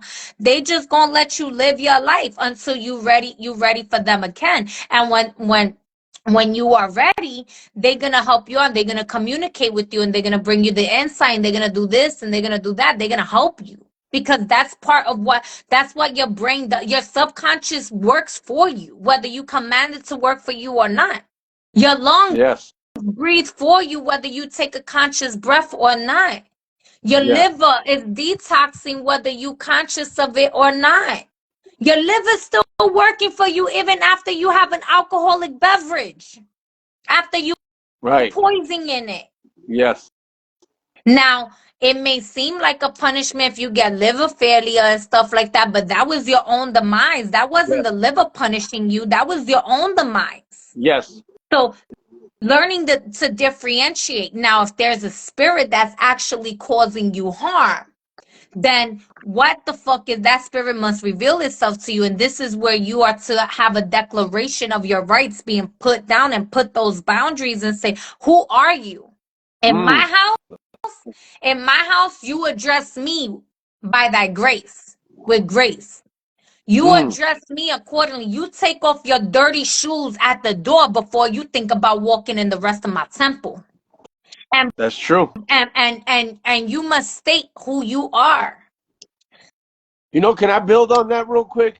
Go I ahead. want to build on that because it's such a great way to segue to, like, how people, since we're talking about the sobriety, when people get intoxicated, they act a certain way, right? And then they say, to cover up their transgression, they say, well, you know, I was drunk, I was intoxicated. You know, that's not really me. That's not really me. But if you think about it, if you're the one who induced it by consuming that, you wanted that to happen in a sense. So you can't cop out and say, oh, that's not me. That's not. No, you made that come to fruition by the acts that you took that you got you to where you need to be. And there's so many people that can drink responsible. I don't condone it. I mean, that's just my journey. But I have met people who do it a proper way. For me, I didn't have control. I had that addictive personality. I had the trauma I was dealing with. I had my childhood trauma I was dealing with, all that stuff. You know what I mean? And it's like realizing that we need to be accountable, right? And it's okay if you make a mistake, but as long as you go back and you make something that's inconsistent, you go back and make it consistent, and then you get to where you need to be. And if you are going to drink, what are you celebrating? Are you celebrating just that you're making it through another week? You know, instead of a cycle, you're in a week, always in a week days, only in order to get to a week end, so then you can create the cycle and get right back in it, and then you don't prosper that way. And I think drinking, drinking even on the weekends, it's like, come on, what did you land a contract? Did you build a house? Did you, what did you do to be celebrating every weekend is what I'm saying. And for me, there was no celebration. It was bullshit. It was celebrating mediocrity and complacentness. And I got away from the bad energies. I got my consumption right. And when I talk about consumption, it's not just what you eat. It's the energy, what you watch, what you listen to. Right now, since we've been talking, I've been grounding. And I just want to go back one moment and let you know this is divine and this is fact with all of us here connecting, because I was on the way home from work and I thought when we were connecting, I thought I hit the button. And I know you usually do your thing solo, but we have chatted before. So occasionally we do connect. And then I canceled the request because I thought it was me who threw the request. And then, it goes back and forth or whatever. And then I noticed that I canceled your request. And I was like, oh, that's my girl. I got to connect with her. But I was 30 minutes away coming home. You're so awesome. Going back to you. You're so awesome. I knew I would be able to get home in about 20, 30 minutes. And since you rock so hard and here for your people, I knew I would have the time to park. And as soon as I parked, I got here. I sat in my little garden area and I hit the request because I had to show you love and respect and send you props for everything you do, because you have helped me and you have helped so many, and everything you continue to do. That's the great thing, because we just getting started, baby. Like I said, it's only been a couple years for me in this ascension journey. I've researched everything, and I do support psilocybin as well. So it's not only meditation, prayer, but there's a little bit of everything to help me heal with all my childhood trauma, and that's a whole nother topic. But yeah, I have a lot of great insight and perspective. Go 7 days with no food, straight spring water. I mean, I got a whole list of stuff. I've been, ice bath. I mean, we having fun. We know each other. But I want to say I love you. I love y'all watching. I love y'all watching in the future. But right now I'm in the moment, and I appreciate you so much in this moment. Ashe, I love you. I thank you for existing. I am going to bring you down so I can continue on with the cards. But yes, I appreciate you sharing and holding space and teaching. And we definitely have to come back and talk about the psilocybin and all these other things too. And just the breath work, the ice baths, and the fasting is very important. And even with the angels, it was, it's all full circle as to how it's coming out. That was what I was going to say with the angels. Like, they were telling me about, fasting and fasting and fasting. And I was like, okay, so I'm on day 3 of 21 now, like liquids only. I was like, let me just detox and let me do my juices, let me do my teas, let me do my liquid soups, no solids, everything just, even though it's not a full water fast and stuff like that right now. I haven't done a fasting in months, and I used to do them every month and stuff like that. And so, just getting with the flow and listening, right? Because they're gonna, when a guide is for you, when a message is for you, it's gonna keep showing, it's gonna keep recycling itself back to you until you get it and you do it. So I just want to say thank you so much, brother. for I have. coming on live, and I'm always here with you, man. Anytime we need to thank connect, you. whenever it's cool, send me a DM and I send you some info. We share information back and forth. I appreciate you for holding Appreciate space for me, you, and I'm so allowing the happy you're going connection. through your session process, and you more Mm, elevated than a lot others. I'll tell you that much, right? But I thank love you. you, and until next time, peace. I'm gonna Hey, continue on here. yes, Yeah. I'll be watching. Okay. Thank you. All right, y'all. Can y'all still hear me? Such beautiful souls came in. So earth signs, look at that. Y'all, we calling in the angels, we calling in the primordials, we calling in the grand creator of all creation up in here for y'all. And this is really beyond just the earth signs, right? Like we embody all elements inside of us. And so even though it started off with us doing earth signs and everything like that, um, clairsentient came through, and then teaching and learning was one of the cards. So y'all are seeing in real fucking time what it is, how you can teach and you can learn at the same time. Because I was learning from the sister and I was learning from the brother at the same time. I didn't know the sister had a memory back from 1940 something, 46 or 42 or something like that. She said, like, I learned something about her that I didn't know before. I learned something about the brother that I didn't learn before. Like, I knew he was on this journey. I knew he was on a journey of sobriety. I didn't know it was the last 2 years. So I learned something new. And I love that I got to learn. Not only was it something new, but it was something intimate. These are intimate moments. That's what love creates. Intimacy. Into me, I see. Into you, you see. Right? We allow each other to see into the light of our grace with each other. This is how angels fly. This is how we allow our thoughts to to ripple across physical dimensions, to touch the mind, the body, and the spirit of someone else at a distance. That's healing. We're teaching in real time, dropping gems.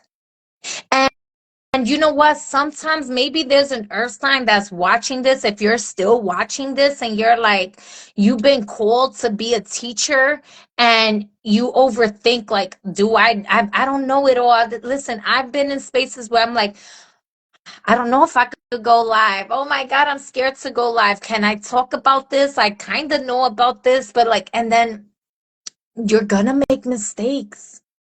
But you're what it's like the saying, what if I fall? But baby, what if you fly? You so afraid to fall that you haven't even allowed yourself to experience the possibility of flying. Baby, fly. You fly. You're not a bird, but you fly. You're not a bird, but you fly. Fly. Teaching and learning. Keep an open mind and learn new ideas, then teach these ideas to others, right? Because the sister's concept of angels is also different from like my comprehension or connection with angels too, right? And that's okay. Like we're gonna have our different understandings and we get to learn from each other. And if I didn't have an open mind, I wouldn't be reading Psalms or Our Father prayer. I wouldn't be going and dabbling into Christian prayers and or Catholic prayers and or talking about like even African traditions of Udemare or Aset, Asar, or Sekhmet and Ma'at. I wouldn't be talking about these things if I didn't allow myself to have an open mind. Free.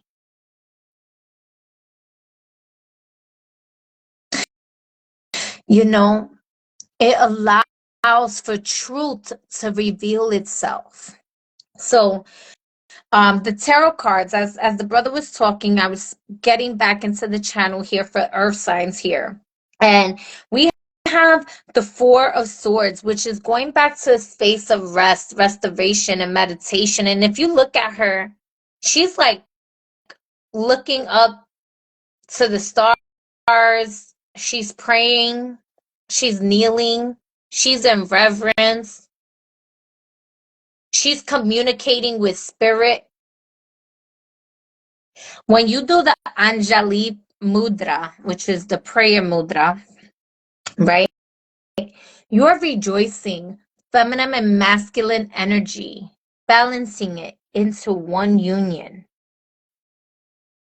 These are the Geminis also. You're taking the feminine and masculine twins and you're harmonizing the left pillar and the right pillar into the one. The Pingala and the Ada into the Shashuma. Okay? You allow yourself to rejoice, harmonizing. And, you know, however you feel like you need to connect with spirit,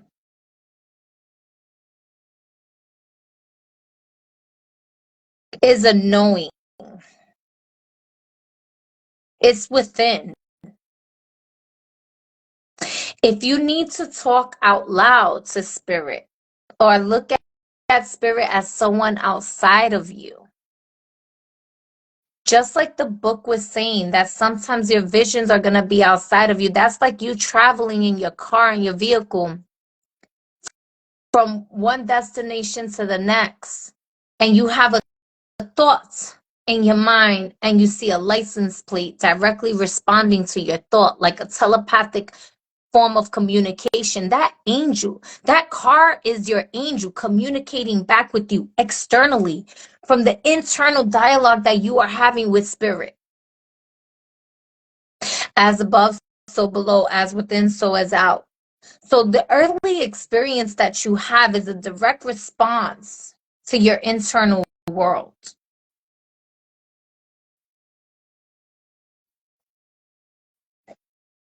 If you need to pray to something outside of you, the truth and the wholeness of thing is that thing outside of you is within you as well. You just haven't come to a space of recognition or remembrance just yet. I don't feel this for all of you that's here, but perhaps some of you that's watching the replay or even watching now, that might be something for you, and that's okay. Take your time through your rites of passage. But the Four of Swords is about meditating. It's about laying things to rest. It's about allowing yourself the revelations. It's about receiving divine guidance without forcing yourself to make it be what you want it to be in the moment. This is about receiving. This is about being in tune with the feminine receptive energy. Then you have the Eight of Pentacles, which is work. Okay? This is the divine masculine energy, putting in the work, the effort, the practice. You're gonna make mistakes, but practice make perfect. At some point, dust your, like Aaliyah said, if at first you don't succeed, dust yourself off and try it again. The Eight of Pentacles is about putting in the work to self-mastery, of practicing, of doing. You've already know, you're so skilled. Don't doubt yourself. Don't overwhelm yourself.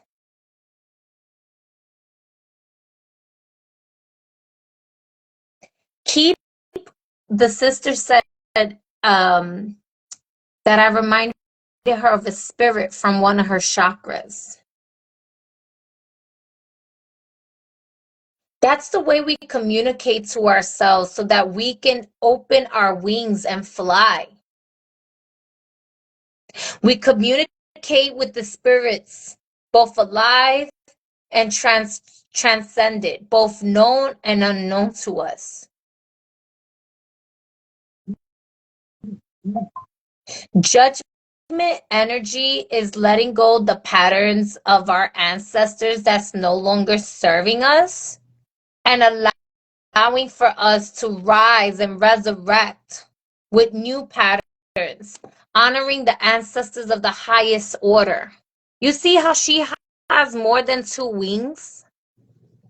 From all the hard work through meditation, following her guidance, honoring her skill.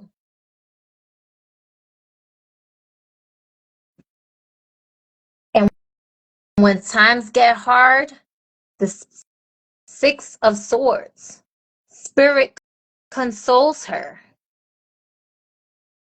Spirit guides her. Spirit protects her. Spirit holds her. You may have fallen, baby, but you are not, you are still able to fly. You are still able to fly.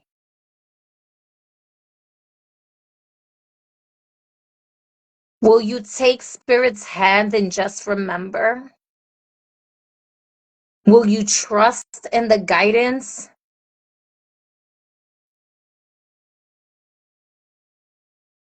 Will you allow yourself to shed old skin? Will you allow yourself to die and resurrect?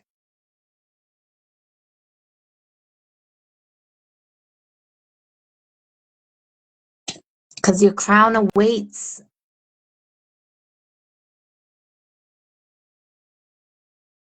The King of all kings dwells within the kingdom, within you.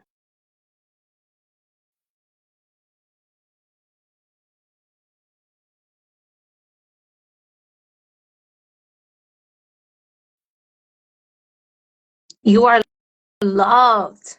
You are delivered. You are nurtured. You are capable. Whew.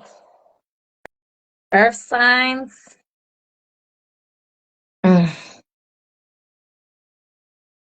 Let's see here what divine goddess energy wants to come through here. What message? What advice can we give?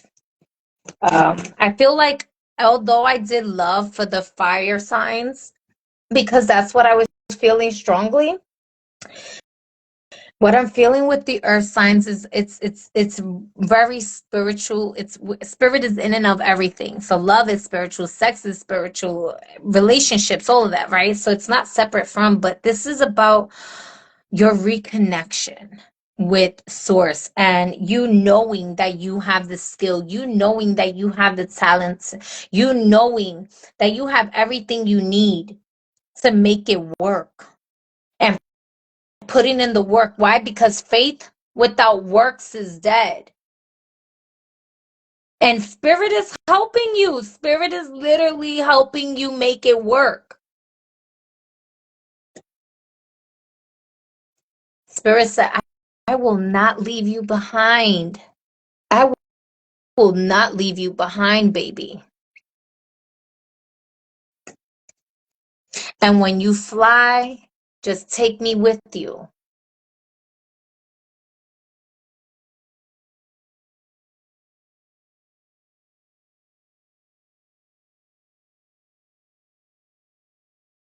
And pray when you are in a space of needing strength or you're tired.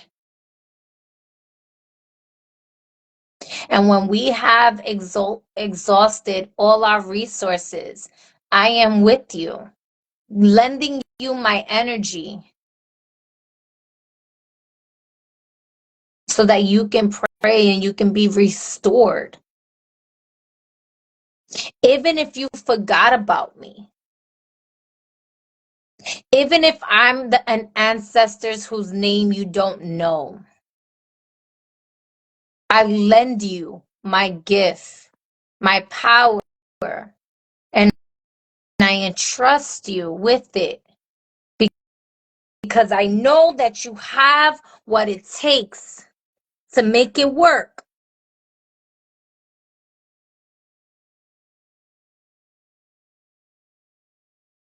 Whether I'm a past life of you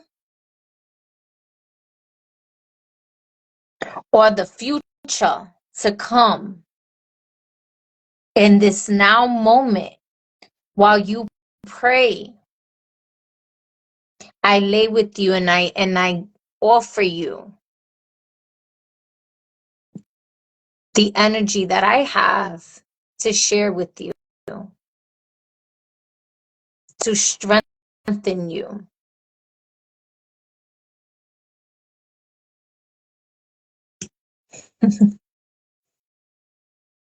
Green Tara, salvation.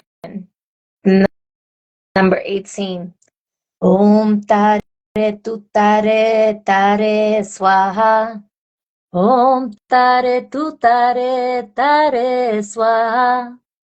Om Tare Tu Tare Tare Swaha. Om Tare Tu Tare Tare Swaha.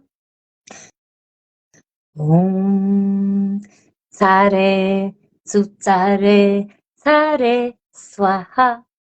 Green Tara.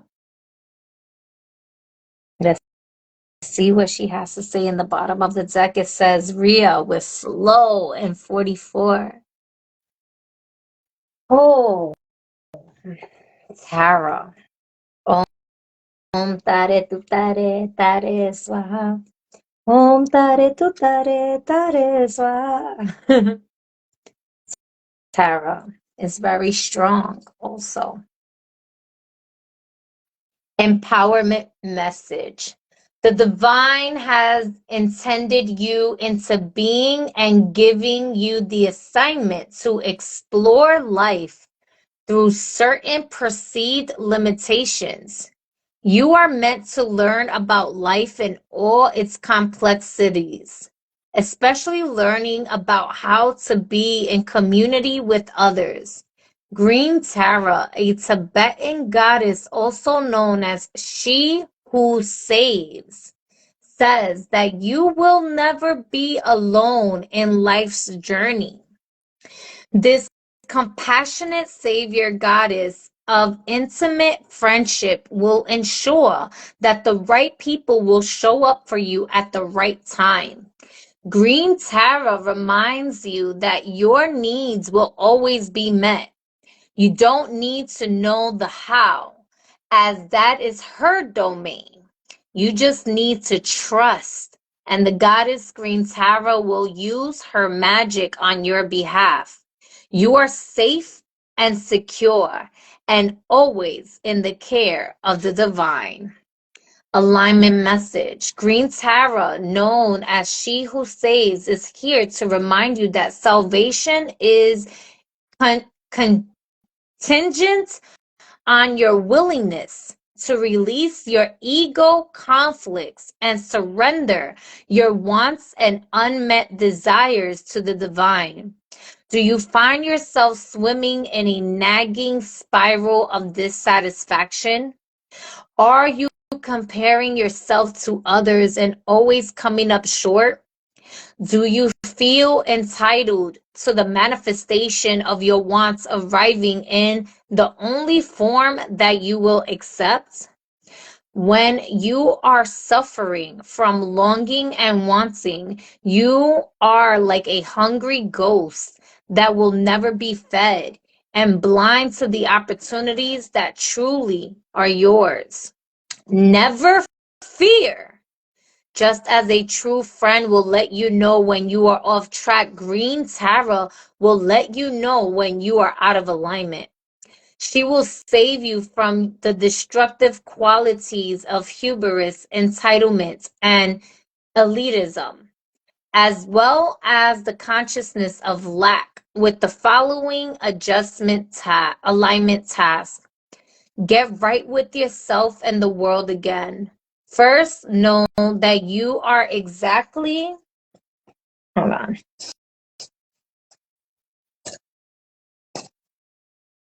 In one moment. You are exactly where you need to be, I'm pretty sure. Where you need to be right now. And if that means empty for a time, that is perfect. Instead of looking at what is in there, bless every tiny aspect of your life with deep gratitude. Green Tarot will show you that the world is your friend. You've only been fighting against yourself. You will then recognize the earth as a place of joy and abundance. Ashe. Oh, I love that. I love how, like, the Psalms, I didn't even know that. Green Tara, like, coming through in the ways of, like, even though she's talking about, like, limitations, like, it's just bringing all the messages in full circle. And the last message, I'm not going to interpret. This is for you and your ancestors and your intuition to connect here, like I did with the fire signs here. So let's see here what ancestors, there we go, that came out. Oh,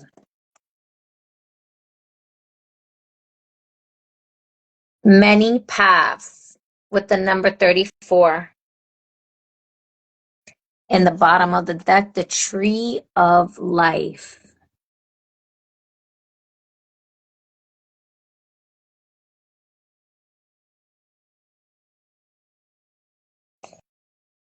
All right, Earth signs, I love you. I thank you. We are going to move on to the other signs. I am going to move on to the air signs. Oh, wait, I'm bullshitting.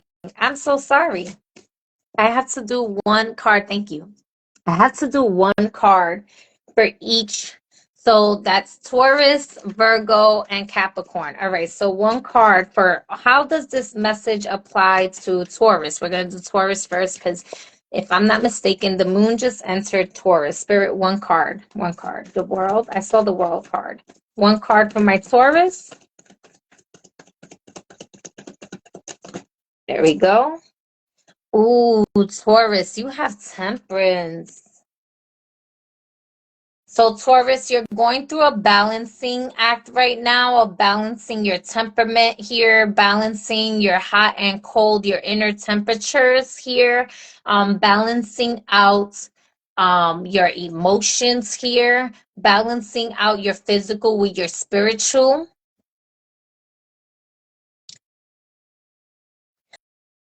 This is also a healing process here.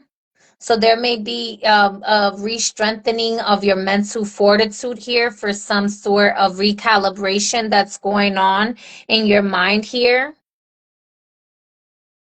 I'm also hearing like balancing out rest to recalibrate and restore.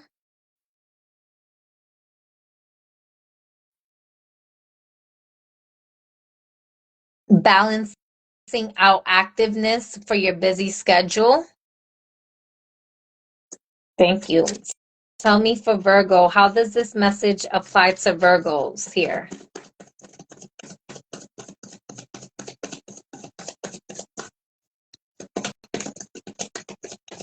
Temperance for Taurus, that's a major arcana. So this is a major time of recalibration for you and healing of your mind and body at this time here in your spirit.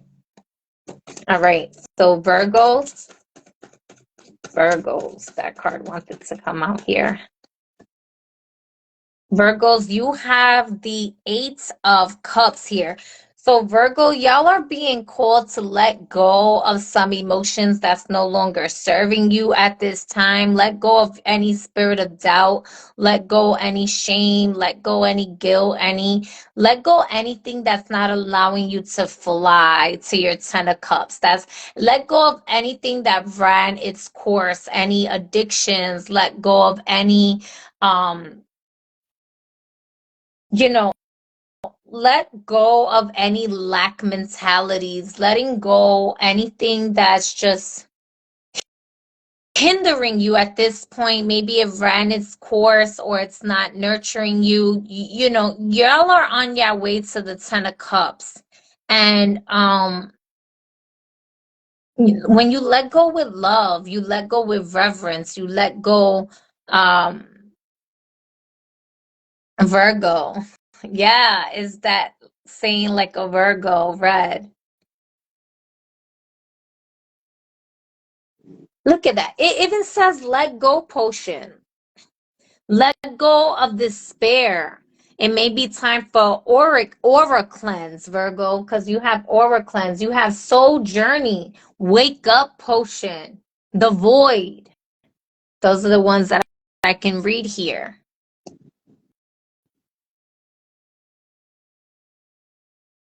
All right. And let's see here, Capricorn. How is this energy pertaining to Capricorns here before we move forward here to the air signs? Capricorn, what is the message for Capricorn? Just one card, please. So many cards want to come out. One card for my Capricorns here. Thank you. All right, that was 2 cards. So if it comes back out, it comes back out. I only need 1 card. 1 card for my Capricorns here. 1 card. There we go. Come on, Spirit, 1 card. 1 card. Give me 1 moment. 1 card. 1 card. Just 1. There we go. Capricorn. There we go. So we have the 2 of rods here. Capricorn, y'all may be needing to make a decision right now. I do feel like y'all are at a crossroads of letting go of any grief, neglect, abandonments, crossing into newer, higher timelines here, allowing yourself to be into the Empress energy, allowing yourself to birth a reality. See, the two of wands also is a battle of dominance here. So there could be something about the battle of the egos here between you and another individual here. This could also be you having the whole world in your hand and you contemplating stepping forward with how you want to co-create and coexist in the world as well. And so this could be allowing yourself to take a moment to step your ego to the side and allow yourself to be connected with your divine guidance as to how to move forward in the world ahead. This could be also you quantum leaping from one timeline to another timeline, you quantum leaping from one reality to another, doing a quantum shift here. Is what I'm getting. So I'm not also connecting with the X chromosome, which is the divine feminine chromosome here, and allowing yourself to flourish in that chromosome, allowing yourself to flourish with all the possibilities you have to co-create in the world and lay down foundation here. I feel like this is also you stepping into the space of taking a leap of faith and crossing that portal.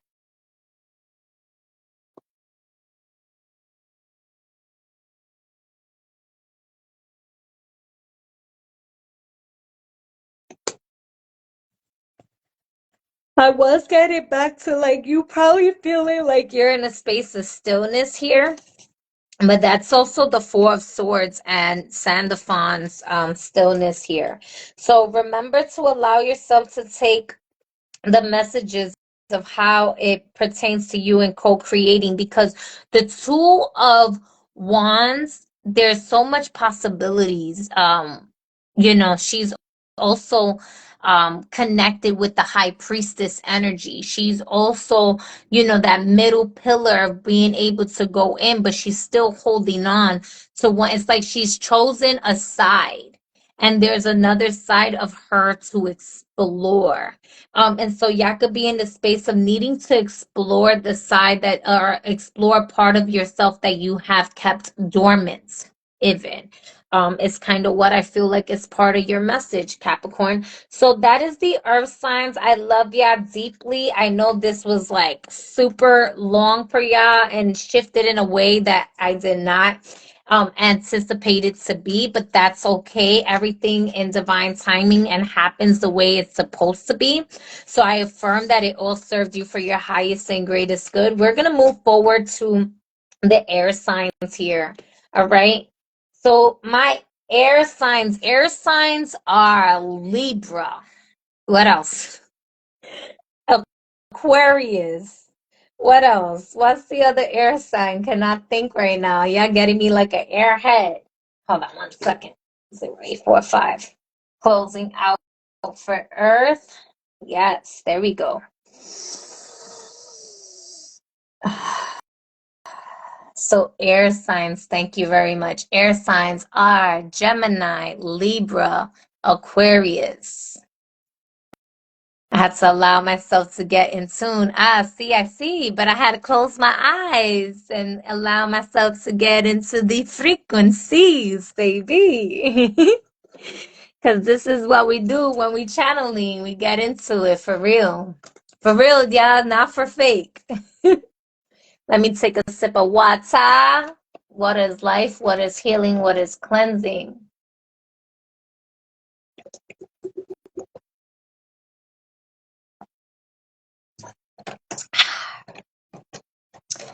I got the whole world in my hands. I got the whole world in my hands. I got the whole wide world in my hands. I don't even know if that's the lyrics, but it is today. Applies to Gemini rising. Yes, baby. Yes.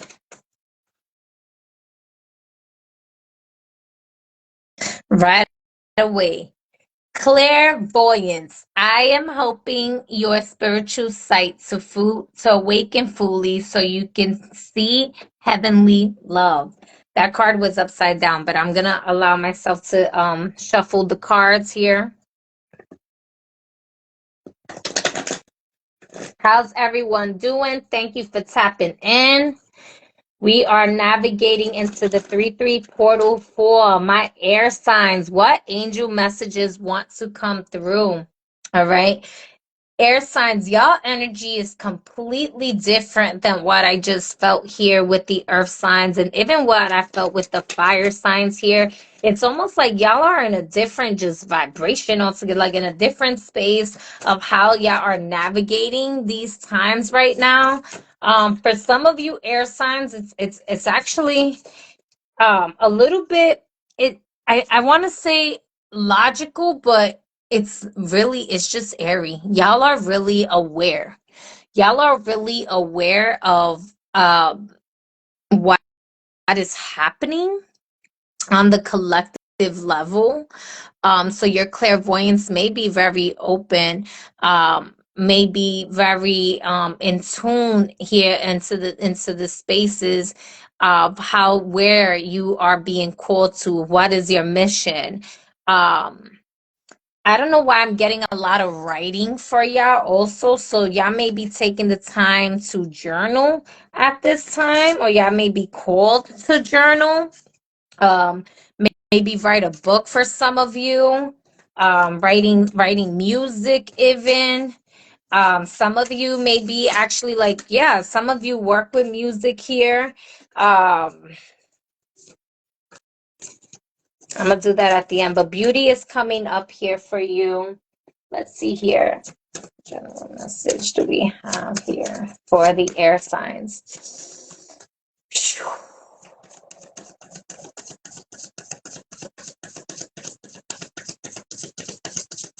Y'all are active. Y'all are up. Are y'all sleeping? Air signs, I don't think that a lot of y'all are actually getting sleep.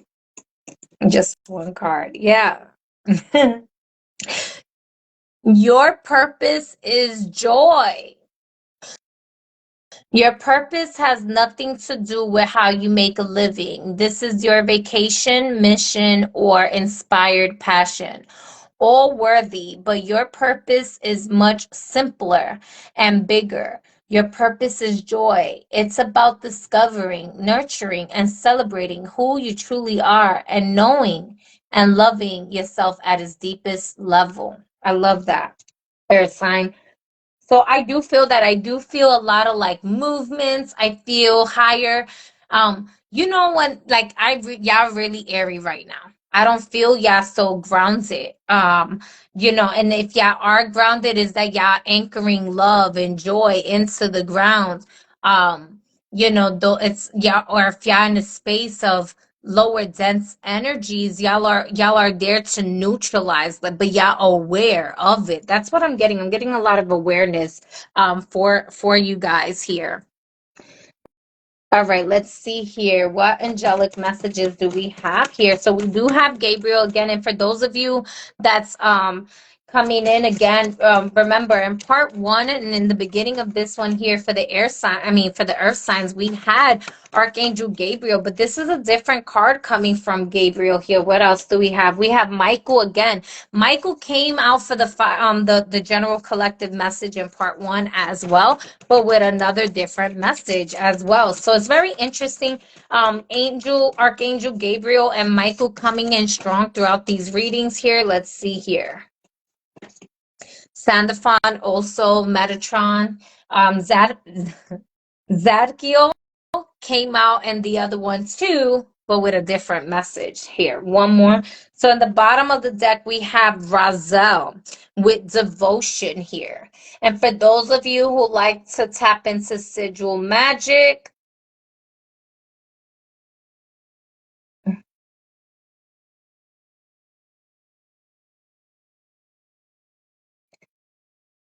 doesn't it look like mother's bosoms, healing the hearts, the portal,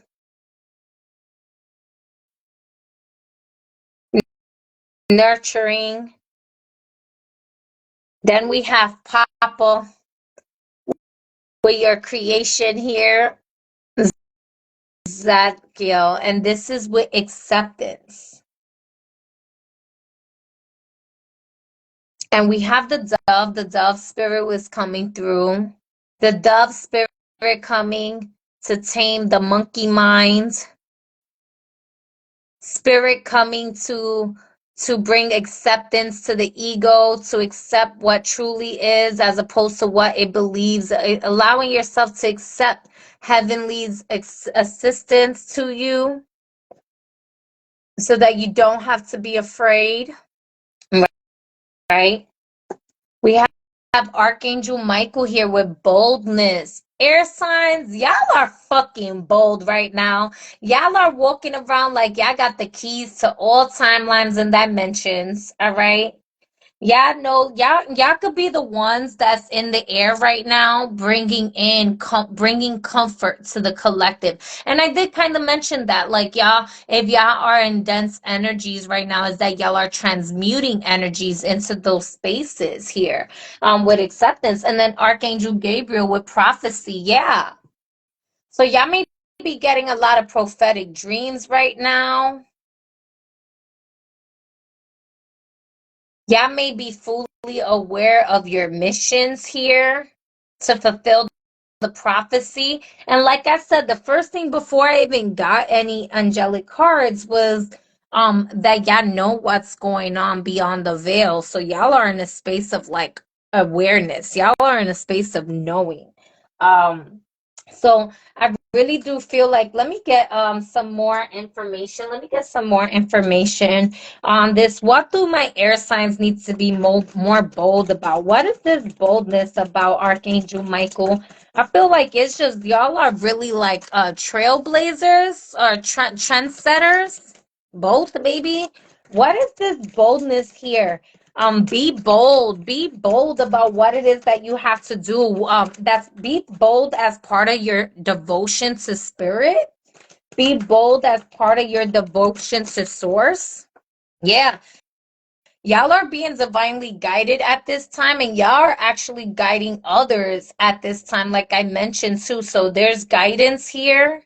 And look it, this is a whole different deck, and isn't that an angel there? Let me see here. The miser. So there could be some decluttering of the mind that needs to be going on, or decluttering. Y'all could be helping others declutter. Y'all could be helping others detach. Y'all could be helping others transmute through dense energies, because the miser is a lady who's like a hoarder. She's a hoarder. She tends to hold on to everything, every memory, even if she doesn't or does have an emotional attachment to it. And what I feel with this is that y'all can be a spirit guide to those that are emotionally attached to situations that they need to let go of. um Tell me a little bit more, Spirit, about my air signs. What are my air signs being bold about? What are they being bold about? Y'all are flying. The trust card wanted to come out. I forgot what. I think that was fire signs too. Y'all might have fire placements here. Uh, Tell me a little bit more, Archangel Michael. Tell me more about this boldness for my air signs here. And then I'm going to ask Gabriel about this prophecy, because that's what I feel. Thank you. Yeah. So y'all are just being bold about sharing your gifts right now. Sharing your messages, sharing your guidance, sharing your abundance with others. Y'all are definitely not in a space of lack. Tell me about this prophecy here. Tell me about prophecy here for my air signs. Oh, that's a lot of cards. We have healing.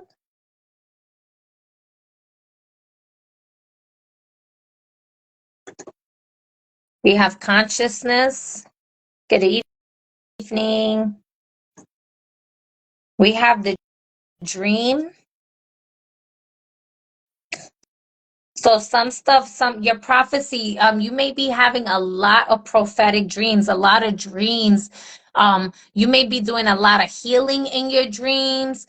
You may be doing, whether to yourself or to others at this time, you may be having a lot of clear visions in your dreams, and you're waking up, and these are like prophetic dreams, messages that are actually happening. Like it's bringing it from the subconscious realm to your consciousness here, so you're consciously aware of the transformation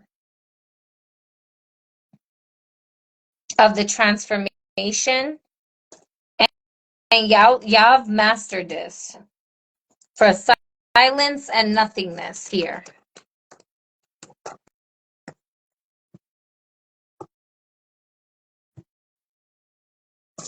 Yeah, could be spiritual healers and teachers for those of you that are drawn to this energy here.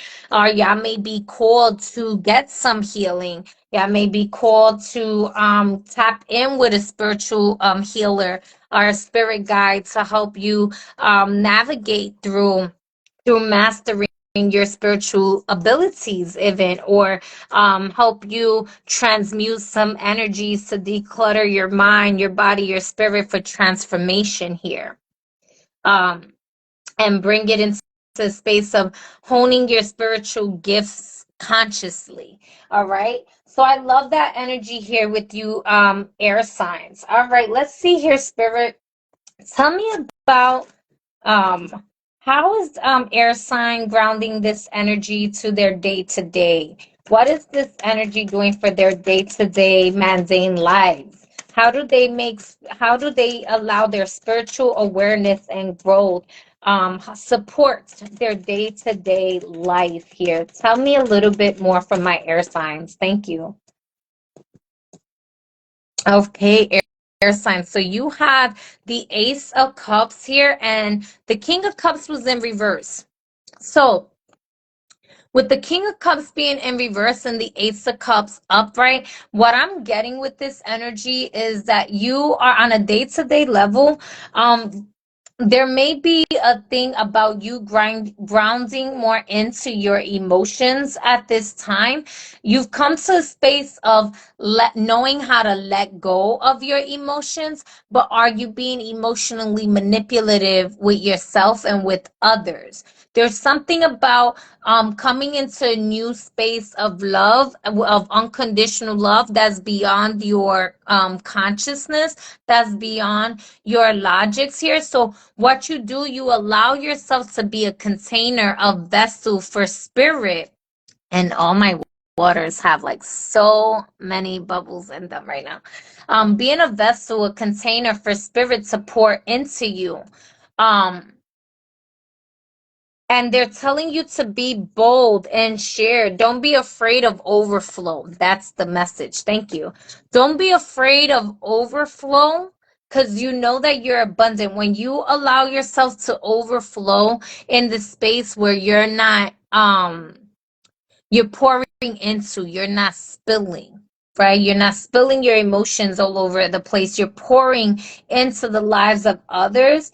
You allow yourself to transform the love frequency in a way that is far greater than anything you could even comprehend in your consciousness here. It's also about allowing yourself to accept love.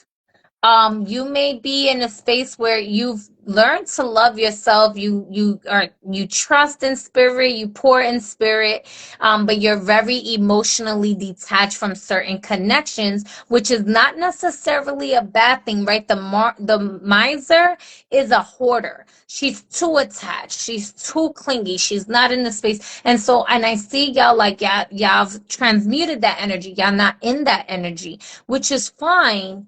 But there's also a such thing as being too detached to the point where you're not feeling like spiritually connected to your day-to-day connections with people. Yeah, even my cat, I don't know if y'all saw that, but like even my candle like went wild there. So this is about balancing and being bold with your connections with people. Like be open to love, be bold to love here. Yeah, the lavish abundance of the universe is going to serve you here with the Nine of Pentacles. Don't be afraid of your human anatomy. Don't be afraid of grounding your spiritual connections down on the physical plane here as well.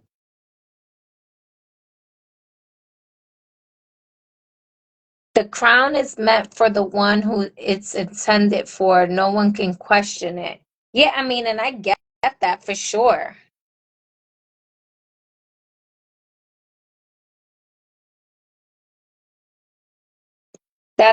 That's where the nine, and it's knowing your worth for sure, knowing your worth, but also being open to receive the love. Don't let your logics trick you out of being open to a connection that's beyond your comprehension.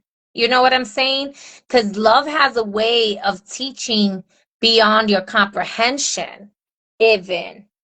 And you may have certain expectations, right? And expectations lead to disappointments here. Um, so allowing yourself to be in love, being in receptivity, allowing spirit to pour into you so that you can open that heart into others. That acceptance is going to bring you with proper companionship. When you're in a true space of loving thyself, you magnetically attract like what's for you. And being bold, look at that water's overflowing. That water's not stagnant in one cup, afraid to pour into the rest of the bodies of the waters. Archangel Michael said boldness. Now I'm gonna get a little kinky. When y'all want a woman to squirt, you don't want her to squirt just a little bit. You want her to squirt a lot, right? You want her to be bold with her squirt, right? So and vice versa, right? So don't be afraid to like don't just always contain that to the point where you're not allowing yourself to reach your peak of an orgasmic experience of love that the universe has for you, that's beyond sex, that's beyond your mind's comprehension of consciousness.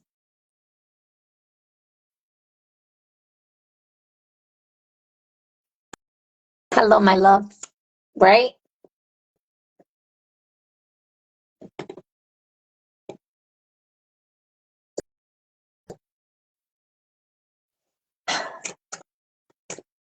Let me get these cards here.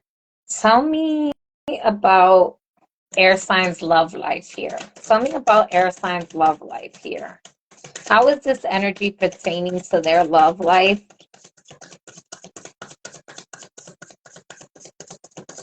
I feel like work may have a big focus on you guys right now. Let me see here. Tell me love life, air signs. So we have the Five of Cups and the High Priestess here. And then we have the Wheel of Fortune. So change is happening in your love life. Where there was once depression with the Five of Cups, there could have been depression, there could have been sorrow, there could have been rejection. Like knowing that God's rejection is redirection is the message, right? There could have been some rejection here, and you consoling, right? Consoling and loving. And then there's also the High Priestess energy here. And you see how like the High Priestess is dancing with spirit, she's in, and you also got prophecy here. So the High Priestess is intuitive, she's with her prophecy here.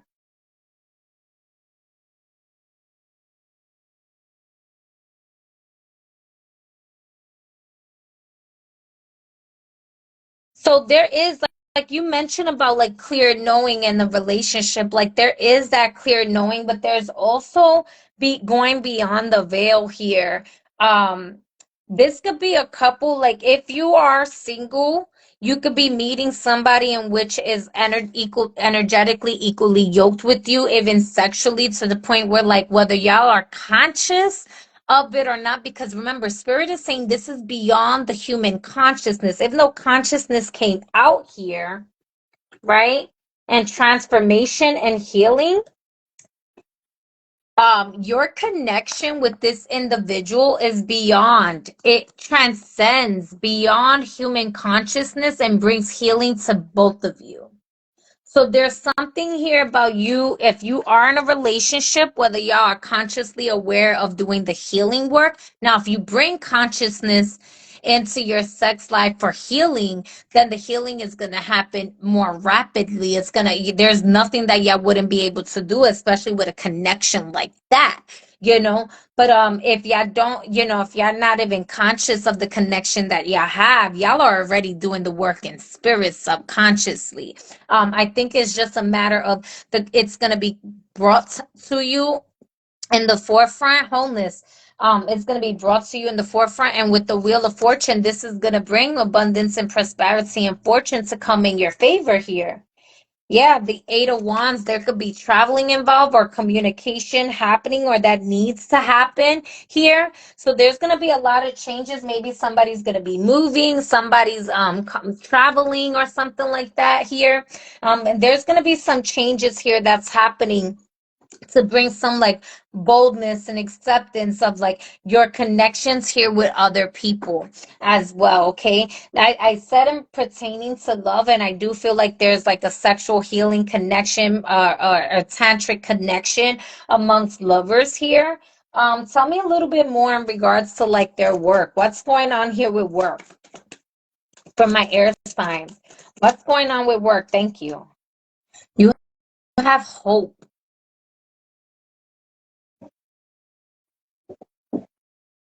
Tell me a little bit more with work. Maybe there's some changes or certain things going on in your workspace right now. You're just hoping, you're holding on to the spirit of hope to get you by on your day-to-day space, your day-to-day activities, so that you can stay focused on your soul's mission. It's like you have the higher, how I'm looking at hope is like faith right now. You're having faith in what you are working on right now. Yeah, the Seven of Swords here with hope, and the Ten of Wands. Okay, you could be overwhelmed. Yeah, and then the Ace of Swords here. Some of you Geminis are completely, are are completely coming to a space of needing to change how you are doing some work. Not to say that you're changing your career all the way. Maybe some of you are. What I'm getting is that some of you who's not changing your careers right now is changing how you're doing something in your career.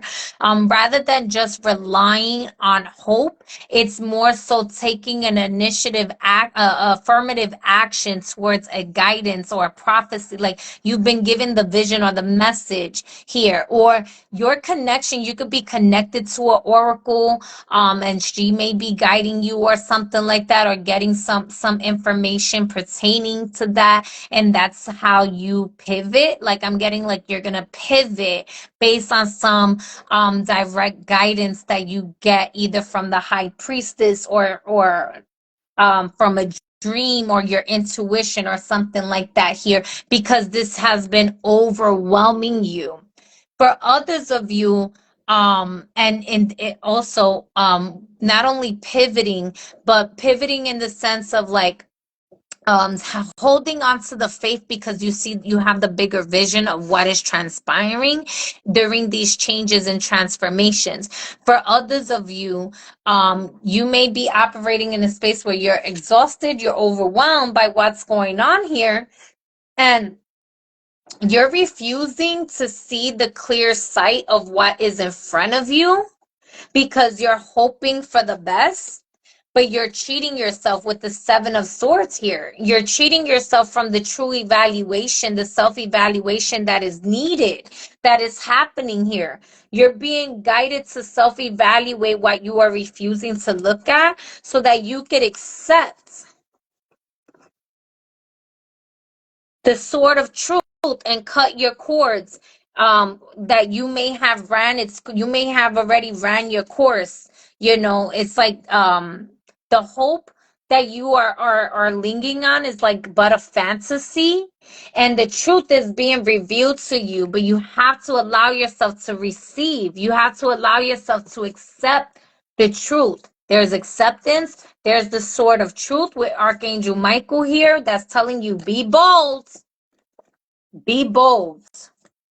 Your currency, your financial currency will be way more abundant and will overflow if you trust the prophecy, if you trust the guidance that is being delivered to you.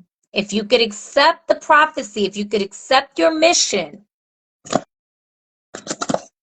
the sword of truth will crown you and cut all cords of disillusion and bring you to a space of overflow for your boldness. Spirit will pay you back for being bold. Now, I'm not sitting here and telling anybody to go quit their jobs, especially during the times of changes that we're in. But I am telling you to honor what messages you are being delivered and take heed as to what your prophecy is, what your mission is, because Spirit is bringing this to you in your dream state. Spirit is bringing it to you in your conscious state. Also, this is why you got the dream. This is why you got consciousness. This is why they're telling you to be in a space of silence. As it is in the world, shall it be out my mouth. Welcome to the grand opening. Oh, I love that. Yeah. Tell me a little bit more here about their career here. Tell me about the Seven of Swords. What are they tricking themselves out of? What is this energetic vampire? What is this thief of joy? What is this energy here? Tell me more about this. Thank you. Yeah, the rebel. Your path. Yeah, the mind. The Seven of Swords. Some of you, and this is where boldness comes in. Some of you have some powerful gifts inside of that mind, inside of that body, inside of that spirit that you ride on, that you carry, that you live in, that you dwell in. Some of you have such a bold and powerful purpose to fulfill the great grand prophecy that requires you to be the rebel. think outside the box. Push yourself outside of like traditional means. And I think I said that for you guys. Like y'all are trendsetters, y'all are trailblazers. The job that y'all have is not a traditional job. And even if you work at a traditional place, you're gonna be the one to bring different ideas to make the company pivot. You're gonna be the ones, like, don't be afraid to speak your truth. Don't be afraid to shine your lights. Don't be afraid. So that's why, I don't know if y'all were here. I don't know if it was the first part early in this video, but I was saying, as I was channeling air signs earlier, my throat and now my teeth, my mouth, like, I'm just like feeling so much. My throat chakra was going crazy. It just felt like tight and congested, and like, I don't even know how to explain it, but it just felt like it needed recalibration and like opening and like a fearlessness to speak. And it was when I was channeling air signs, but I didn't get into air signs because of that. So air signs, y'all are, yeah, welcome to the grand opening. As it is in the world, shall it be out my mouth. Y'all are going to be speaking things into existence. Y'all may be doing public speaking. Y'all may be putting together certain meetings here. Y'all may be setting up contracts here. That y'all may be like, questioning, what is it, protesting. Y'all are really coming to a space of like, no, saying no to where y'all need to say no, and saying yes to where y'all need to say yes to. There's a lot of throat chakra activity, and when it comes down to your work and the rebel, this is not just a rebel without a cause. You have a cause, you have a mission, and it's not to let anyone psych you out of your position. In fact, no one can truly psych you out of your position. You just have to first accept your position and then stand firm there. And that's the wheel of fortune. Woo! All right, air signs. Let me see here. What divine? Let me see here before. Let me go to tell me how this energy is going to impact Aquarius. One card for Aquarius here before I go to the other cards. One card for my Aquarius here. Aquarius. Some of y'all may be wanting to move, or y'all may be getting ready to move here, and accepting a position in another location. Yeah, you have the Five of Cups here, the Five of Cups. So I think the Five of Cups came out in the other deck too, didn't it? So Aquarius, the Five of Cups, what I'm getting here with the Five of Cups is that if you have been neglecting any self-care, self-love, you're being guided to do like a self-care, self-love ritual. Do something for yourself that's going to bring some more joy, some more bliss into your pattern here, into your day-to-day pattern here. This could also be that you've been in a space of like rejection here, and you're needing to neutralize or cancel out the spirit of rejection. Just, it's not to say, what do you mean by that? So, because I'm saying like cancel out the spirit of rejection, but sometimes no, rejecting things is an opportunity for more doors to open. But there might be something, Aquarius, that it's like it's a no for right now. It may not be the right time. It's something about divine timing. So you need to cancel out cancel out the spirit of rejection, which will be a yes. So open up and accept. Okay, So you're going to be canceling out the spirit of rejection. I feel like that's more of an internal thing. There's something that you're canceling out so that you can open to the spirit of acceptance. So you could open to the spirit of acceptance. But there's also something about divine timing, and it may not be the right time right now for something, but it doesn't mean that it's a no forever. It just means that give it a few more weeks or so. This could be maybe something during Mercury's retrograde. If there's something that you was thinking of doing during Mercury's retrograde or something, like maybe it's a timing thing.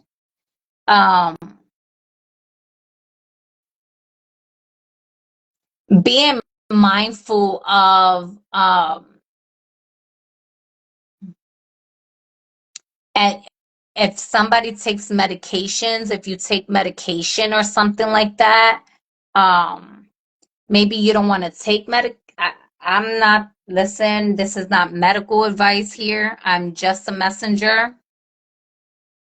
I'm not going to tell you what to do with yourself, but there's something about medications here at this time. So perhaps your body is needing to detox from your medications or something like that at this time, for you to be able to see something more clearly. And that can be part of your message here, Aquarius. So I'm going to leave that there. We're gonna move on to Gemini. Tell me about how this energy is pertaining to Gemini here. That flew out. That flew out, Gemini. Gemini, you have the 8 of Cups. Also, y'all are letting go. You're letting go. You're on a soul's journey. You're probably doing aura cleansings to yourself or to others. Wake up potion, the void, despair. How I feel this with my Geminis, I feel like y'all are helping people with aura cleansings. I feel like y'all are helping transmute energies of despair. I feel like y'all are the ones that's helping people their soul's journey through the void here. And I feel like y'all are letting go of that which is not really serving y'all. That's really what I'm feeling with the Gemini energy here, even though this is the 8 of Cups here and it's about y'all letting go. In the same token, as y'all make sure that you're not so busy helping others heal that you're not healing parts of yourself that you need to let go of too. So that could be a message all on its own here for you, Gemini. All right, let's see here. For my Libras, what is your message here? Libra, how is this energy pertaining to Libra? One card, please. Whoa, I said one card. That one flipped over, so I'm taking that one. All these other ones can go. All right. Not even really paying attention to them. So this is the Knight of Coins. Okay, Libra, so you're going to be taking it slow and steady wins the race here. There may be some things that you're slowly progressing and moving forward to. Listen, one step at a time. One step forward is better than no steps forward here, okay? I feel like you are allowing yourself to accept the truth and the reality of what has happened to you in your life and what's going on around you. And you're slowly but surely taking the steps to abundance, to love, to nurturance, to tangible manifestations and prosperity here. You're slowly moving forward here. You're not rushing the process, but you are boldly taking yourself to move forward here. And that's the thing about it, something being bold, right? Just because you make a bold move doesn't mean that it has to be that you did something super fast and sly and slick. It could just be like you did one tiny, slow, strategic move, and it was the best move because you were patient. Libra, I see a lot of patience happening here with you, and y'all doing something from a strategic point of reference here. And if not, y'all gonna get to a place of like it being strategic here. Y'all getting to a place of, remember, because there was silence here, there was nothing in transformation here. So y'all really coming to a space of like mastering thyself in the ways that you not even in a rush. There is no speed limit, there is no traffic. You are in your own lane.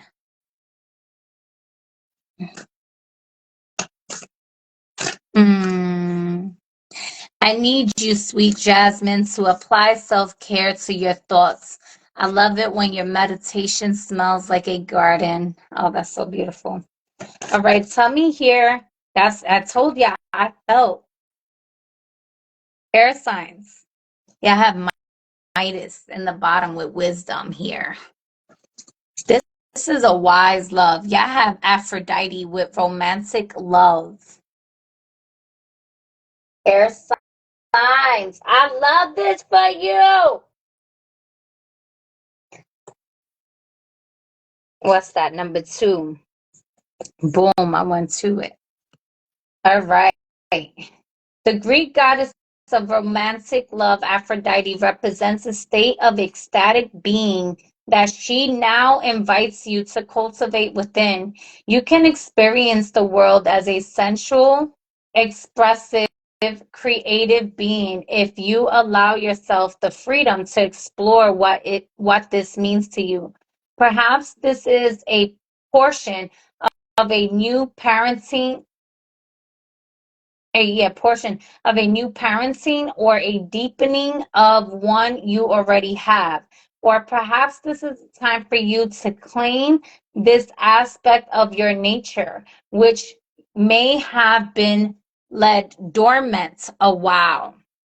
Aphrodite invites you to fall in love with your life now and choose to look for the essence and the expression of love all around you. By doing so, love will increase tenfold and you will see evidence of it everywhere you turn. This is your sacred task when Aphrodite chooses to aid and empower you. Your alignment task is to stay present. Release judgment. Release judgment and see the treasure of what lies in front of you. You may discover something painful is actually a beautiful gift. Oh, that could be the 5 of Cups stuff. Um, Indeed, it could be exactly what you need to release the old patterns that no longer serve you. Ashe. Be careful of the addictive quality of longing and yearning for exclusive love and fixation on desired outcomes. This only creates more of the energy of unmet desires, and you may find yourself unable to discern what is true. Release expectations and attachments and simply see what arises. Remain aware and accountable for your side of things. Make amends if you need to, and trust that all is well. Even your partnership with the universe may need refining as you let go of your need to have things your way. Call on the goddess Aphrodite to lead you to a healthier, more satisfying experience. Ashe.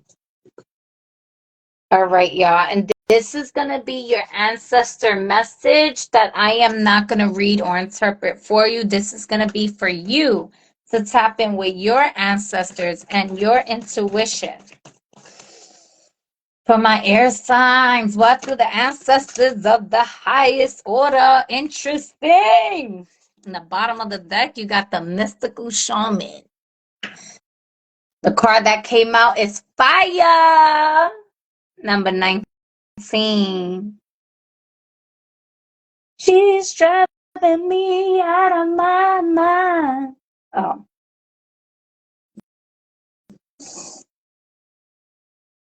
I'm hearing that song. That girl is poison. I don't know why. Anyway, fire. I love it though. So that is between you and the spirit of fire. The fire in your heart, the fire in the ancestors here. The fire of love. All right, air signs, I love you. That is your reading. Thank you for letting me tap into y'all's energy. We are gonna move on to what is it? Oh, last but not least, water. The twins started singing it with you. I love it. Yes, yes. And twins, Gemini energy. Okay. Even though they're not Geminis.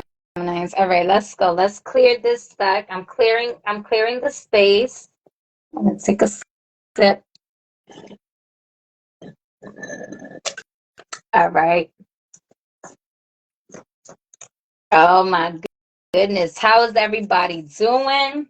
How y'all doing? How y'all doing? I feel like I created a mess all in front of me that I have to definitely pick up because I'm like, what the fuck? Oh, goodness gracious. Did all of these flip over? They sure did. Okay, hold on. This one flipped over. You know which car flipped over? Sweet happiness. Sweet happiness. Oh, sweet happiness. I'm so happy. I don't know why, even though I was saying like I'm so happy, I was hearing Britney Spears. She's so lucky. She's is she? Oh yeah, she's so lucky. She's a star, but she cries, cries, cries on the lonely nights, thinking if there's nothing missing in my life, then why do these tears come at night? Ah, mm, mm. And then I was hearing Akon. I'm Mr. Lonely. Dang. Come on now. Listen. I be like, you know what? What's that song? Cause I'm hearing it now from Rihanna. Like I'm the only girl in the world. Make me I'll be lonely, baby. I'll be the only girl in the world. Oh. She'd be like, how is it? I got it. It's about love. Love me like I'm the only girl in the world. I think that's how it goes. Love me like I'm the only girl in the world.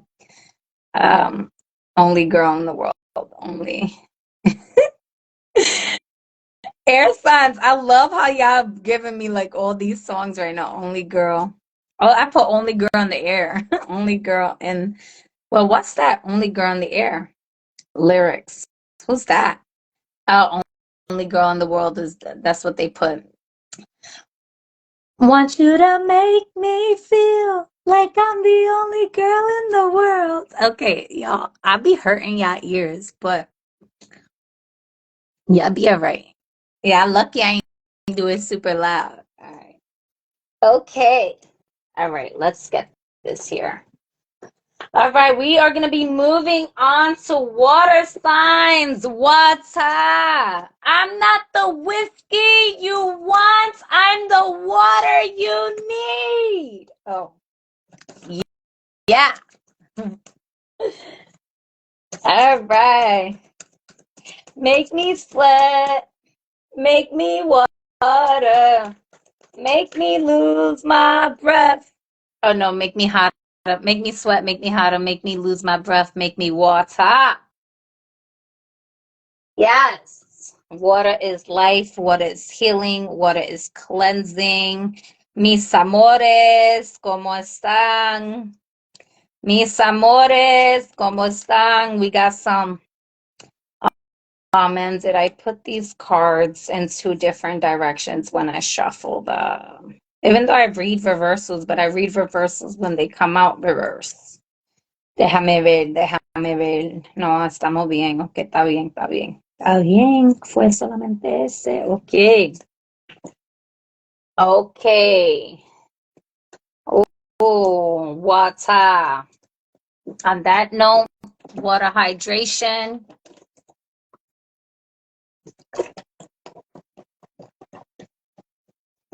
All right.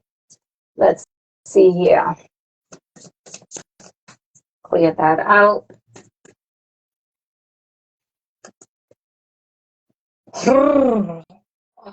Let me move.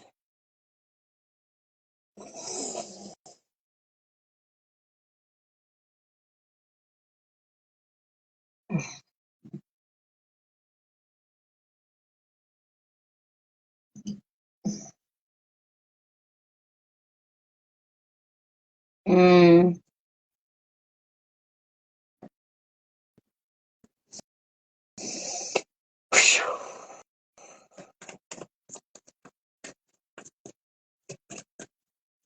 Water for this 3-3 portal. I feel like the water signs are very creative with this energy. I feel like a lot of y'all have a lot of creative ideas that's coming through. I also feel like some of y'all just need to stretch y'all hammies. Blue top, very good. I don't know what she's talking about, but okay.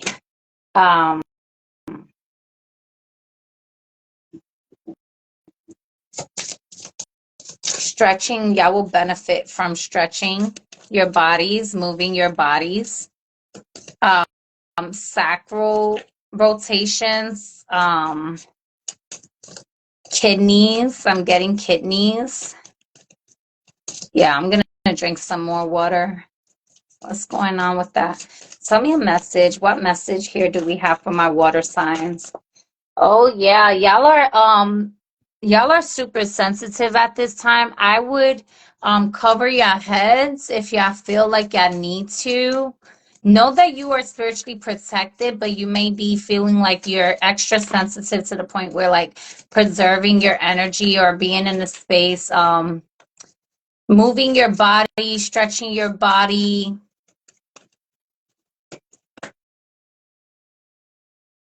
Yeah, saying no. Reconsider your commitments, water signs.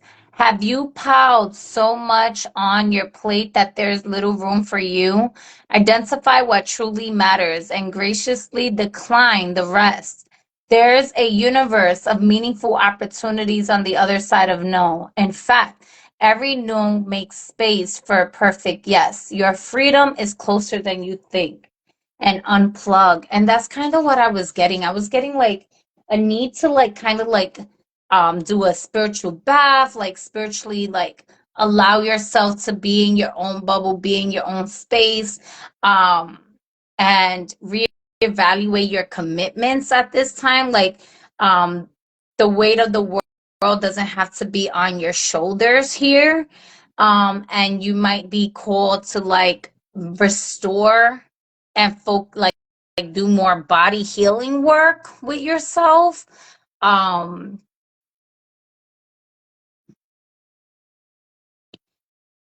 think it's to like integrate all the downloads that you're getting and also to work on certain projects behind the scenes, which is going to require you to kind of be like saying no to, like you can't say yes to everybody. You can't people please everybody. And water signs don't always people please everybody. Hype eternity. Why are you looking like that? Say on. But I feel y'all like really like, even though y'all will be saying no to certain, like as stated, it opens up greater yeses. And like, this is like a lot of joy, a lot of fun, a lot of intimacy, like deep, deep intimacy with the people and places and things that you do say yes to. Like, I really like this energy. And remember, I still have to do like the all signs from March. This is just the 3-3 portal message, like whatever messages want to come through for each sign. So like, why am I doing this first here? Yeah, we are the world. Let's see here. What messages do we have here? What angelic messages? Thank you. That was fast. Acceptance. Let me shuffle this here because I have all the cards together. Yeah, I feel like there's going to be a lot of like luxury in the home, Water does not allow sound to travel through. Ooh. It does, though. It does. How does it not? Mm. That's a deep contemplation, a deep question, a deep statement to contemplate and meditate on. Sound travels through so easily. Yeah.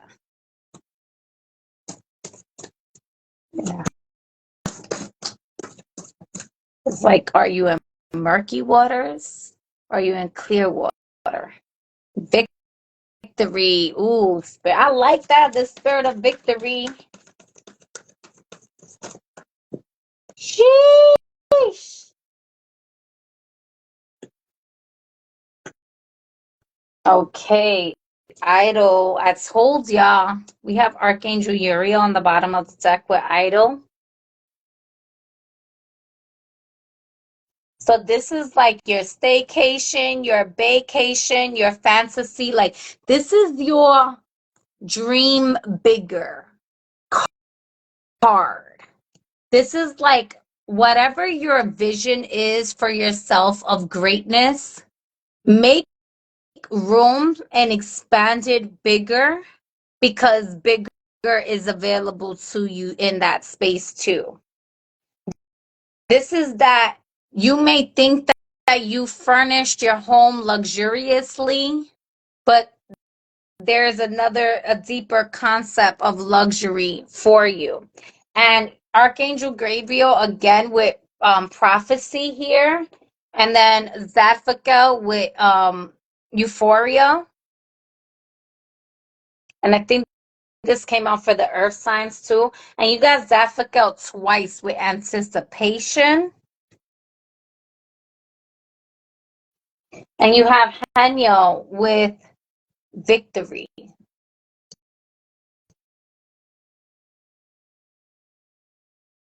So what I'm hearing is the war's already been won, and that's part of the prophecy of you knowing, right? But the anticipation of getting to your knowing could be frustrating sometimes. And so holding on to the spirit of victory, holding on to the prophet, holding your vision, keeping your vision, reconsider your commitments when it comes down to euphoria, making sure that you're not feeding distractions is kind of what I'm getting with that energy here. And I don't have that book here. Oh, yes, I do. I lied. Zadkiel, anticipation. What is that? I don't know. I got to read something. Hold on.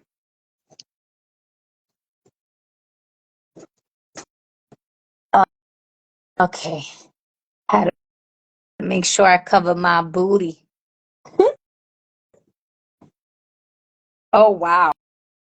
I went straight to Zadkiel Euphoria, and you did have that card come out. So I'm going to read that, and then the page after it, if I'm not mistaken. Oh, no, that's the last page. The page before it. All right, so Zadkiel is the sacred lover. The sacred lover. Ooh. Water is clean and pleasant, but dangerous at the top, but calm at the bottom. How calm in the bottom is it really, though? Have you been to the bottom of the ocean? Because, all right. Anticipations are the realizations that occur before a future happening. Rich with the presence of the infinite, anticipations are pregnant with premonition and intuition. Anticipations accompany the law of attraction. Anticipations are glorious rockets of desire, enhancing the creation of the law of manifestation. Anticipations up the crudely. Oh my God, if I can read. Opaque the crudity of expectations, for they never fixate on outcome. Anticipation live in the existence of the now, the greatest in anticipation of all, our journey home to pure spirit and into the inclusive consciousness of source. In the meantime, Zaphagel's heartfelt substance is reminding you of your connection with all that is good, loving, and pure in your mission here on earth. Also, it suggests that you upgrade your connection with the divine by embodying the virtues of the heart, meditating, praying, and chanting of loving intents. Om Bol Buva Swaha. Oh, Om Bol Buva Swaha. All right. So it says, wishes you to shimmer with the possibility of anticipation and requests that you chant Om Bol Buva Swaha, one of the most powerful mantras that have existed for thousands of years to this very day. So, Om Bul Buva Swaha Tat Savidavaneyam Vargo Devasadimahi Deyo Yona Prachodayat. All right, now y'all gotta go and do your own research and do it like that, because it's not like that, but it's like that. All right. Yeah. All right. Let's see. That's probably why I had to read it, because the chant, they wanted the chants out here. All right. Let's see here. What other water signs? Yeah, okay. Oh, water signs. Oh, we're gonna do one of these. Okay. All right. So apparently there's other messages here for my water signs here. The Great Gathering. It's all coming together. Intuitive hits. Soul Tribe. That's part of the prophecy. Get grounded. Empaths, highly sensitives, connect with nature. Yeah, get grounded. I told you. And then you have protection. Like, it was, I'm going to put it upright, but it was in reverse here. So some of you may be feeling like you need to get more grounded and really get into a space of like practicing shielding, practicing words of power and affirmations for your protection here. You are a pillar of light here. Pillars of light, your vibration is raising. You are the oracle here, okay?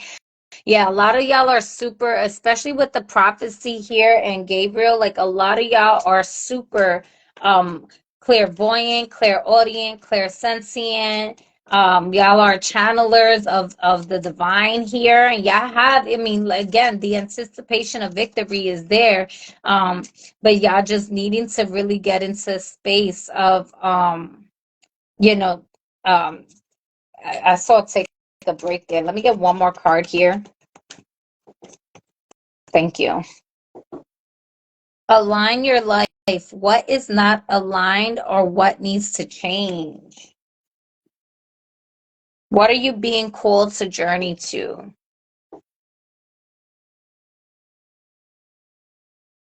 There's a redirection here. What I like about this energy, what I'm getting with y'all energies, tell me a little bit more for the water signs here, is that y'all are telepathic. Y'all are really in tune here, and y'all are knowing who to say no to and who to say yes to. And I feel like this is coming to a space of like, maybe you're going to be gaining more clarity where there was confusion in regards to like your commitments here.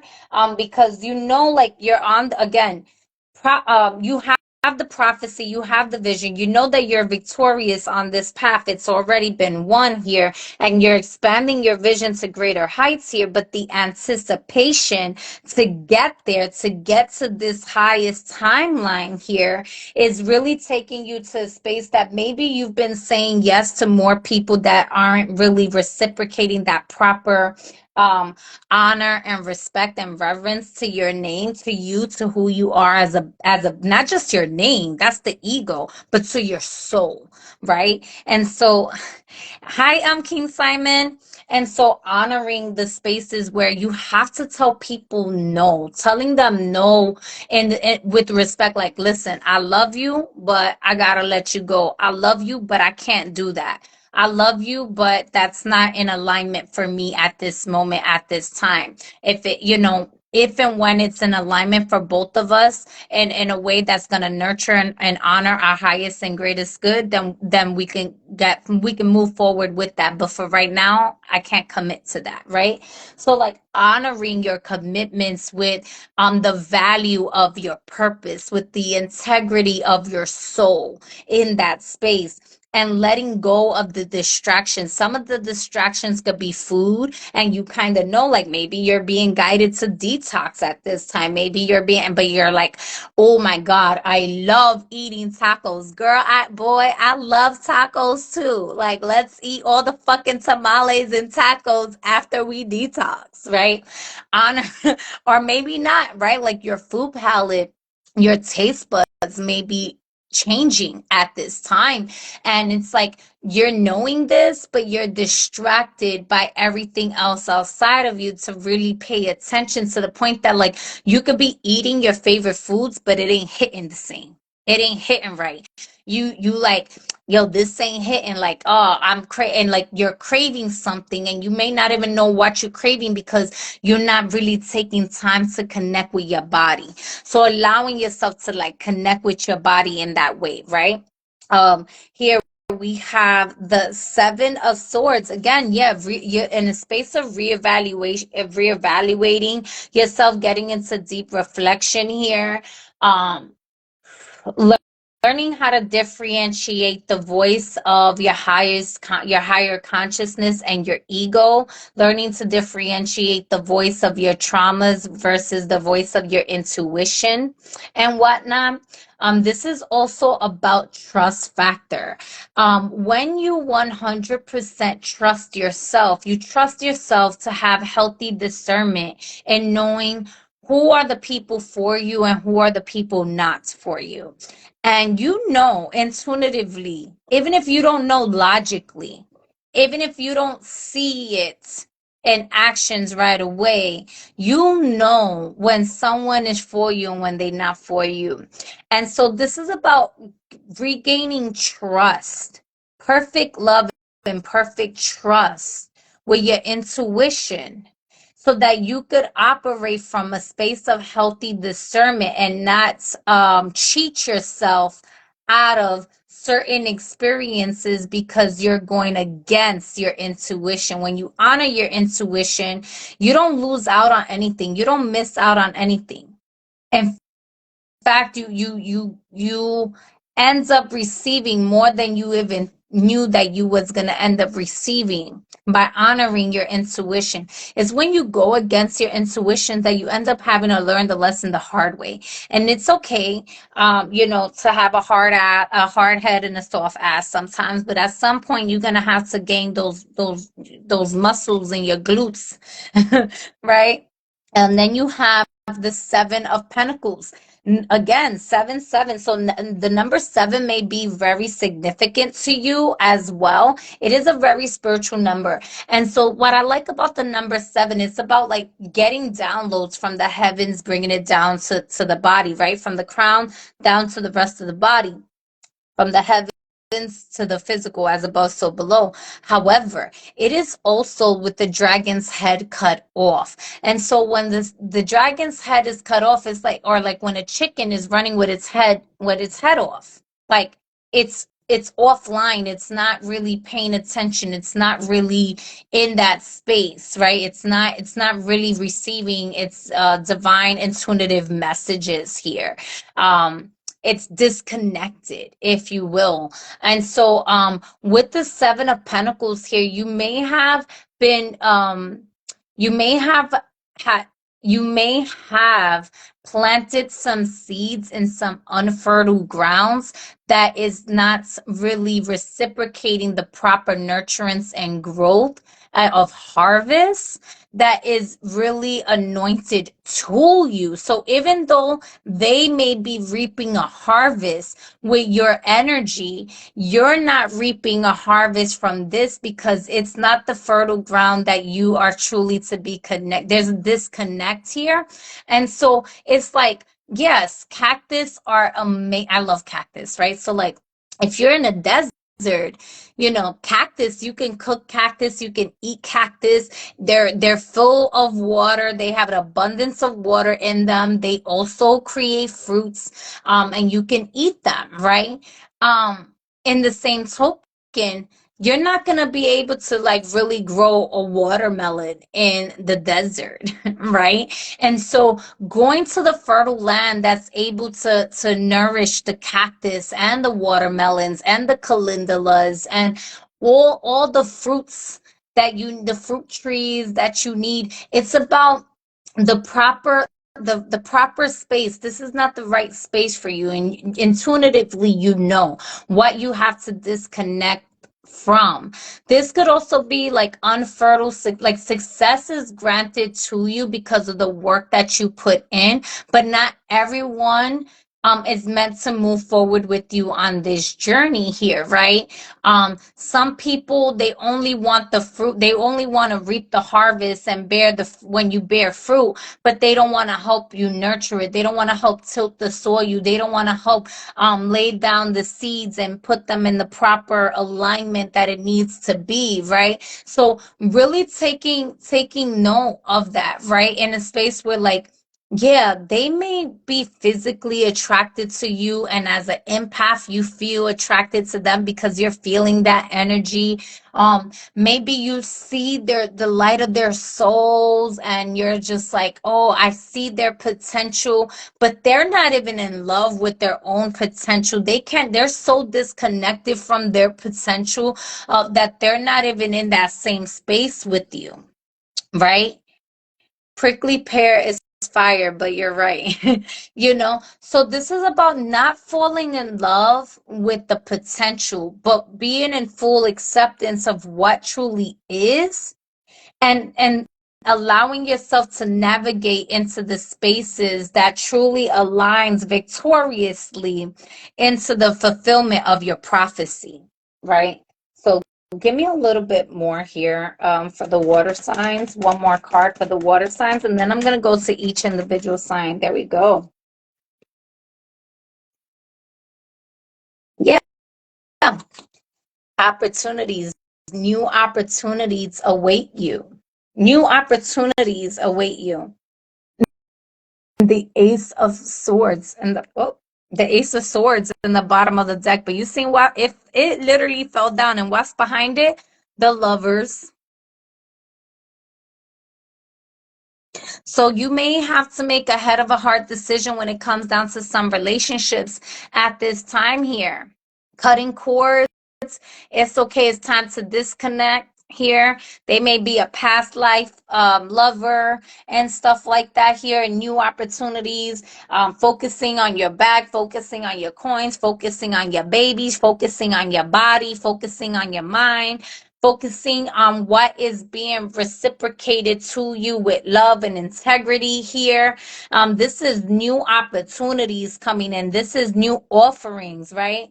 And so anticipation is like, sometimes if you have to they say when you love somebody, you let them go, and if they come back to you, then you know. If you love somebody and you let them go and they don't come back to you, then you know. Some of that is true. Sometimes they come back just to see if they still have access to you. And trust me, I get it. I know. At the same token, because there's a level of love, a mutual love, whether it's stupid love, toxic love, funny love, happy love, healthy love, whatever the case may be, there's still that soul's connection there, right? So honoring that and let it go with love, and let it see what other opportunities do you have available to you. You may be birthing a new experience here, with whether it's a baby, a career, a living situation, whatever the case may be. I feel like you are literally fertile with all this creative energy, this new energy here, but you're needing to let go of somebody that you had, whether it's some type of affair, whether it's a work, not, it doesn't have to be affair like cheating. Maybe for some of you that's what it was, but I'm getting like a certain affair, like the affairs that y'all had wasn't, it's not in alignment right now with what you have to do in order to move forward and be successful here. It could have just been like, yeah, the affairs that y'all had were just to go out to the clubs and have fun every time, but it wasn't really a companionship that was gonna be feeding your soul and thriving on any spiritual work or growth in that space. And that's why spirit is calling it an affair. It's like it's temporary, like acquaintances, or like that type of, it's on a soul level, it could be so deep, but on a physical level, it was just so shallow. And because of that, it was unable to fulfill the prophecy, in which will lead to success and victory for all involved. And so you gotta let them go. You gotta let them go. And you will know intuitively once you let them go, not from a space of ego, but from a space of pure knowing. You will know if this person comes and spins the block later down the line. You will know if this person is meant to come in because they serve on a higher level, or if this is just to see if they have access to you again. That's kind of just the energy that I'm getting here. And speaking from a space of like dealing with people, whereas like, yeah, no, this person just like, they just want to keep having access to me. And sometimes some connections are really difficult to move on from, right? But it doesn't mean it's impossible, right? It's to show that there is greater for you, bigger people that are willing to commit to you, right? There was about the reconsider your commitments. Possibly somebody you have been wanting to connect with. And I'm saying somebody, but I'm not feeling like this is just a love situation. I really do feel like this is even pertaining to like your day-to-day work and stuff like that as well. Um or your daily habits. And I feel like this is pertaining to multiple people. You may even have family members or something like that. Tell me a little bit more here.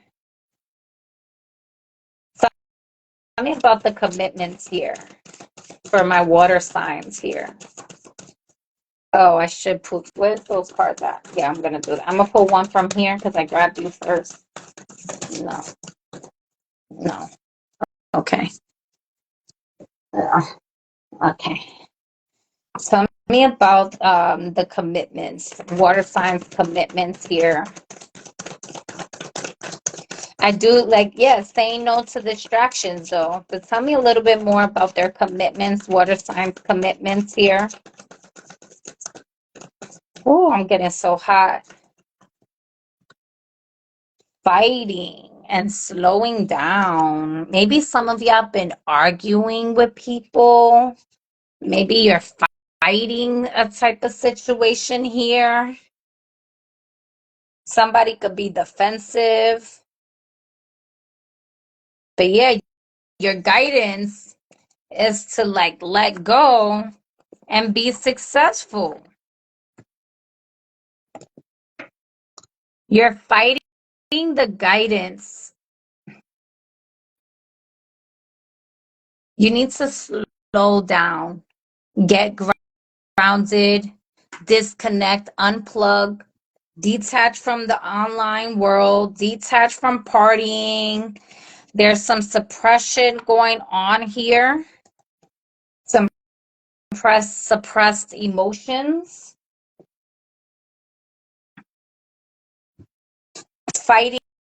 Fighting some sort of situation here.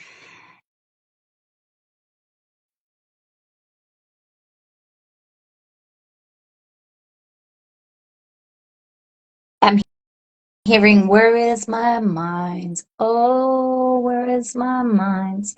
So y'all could be fighting to say no. Like y'all literally, like y'all could be just addicted. There could be some addictions here you have, um, and you're needing to fight your consciousness in a way to get back to a space of peace. And when I'm saying addictions, I'm not even saying like drugs. Like, I mean, it is a form of drug, I guess, but like this could be even like social media. This could be people pleasing. This could be like food, like I mentioned earlier here.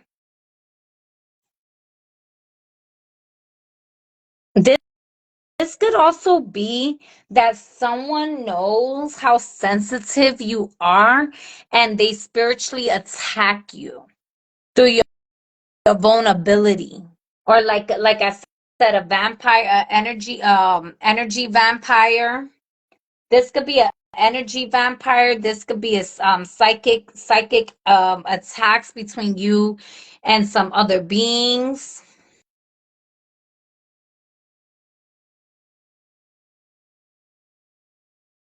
So what spirits are you committed to? Mm. Mm, mm, mm. Let me see here. Let's get some guidance from the Divine Mother here, and then I'll go to all the signs before I do the ancestors. What guidance, what Divine Mother wants to come, what Divine Goddess wants to come through for my water signs here?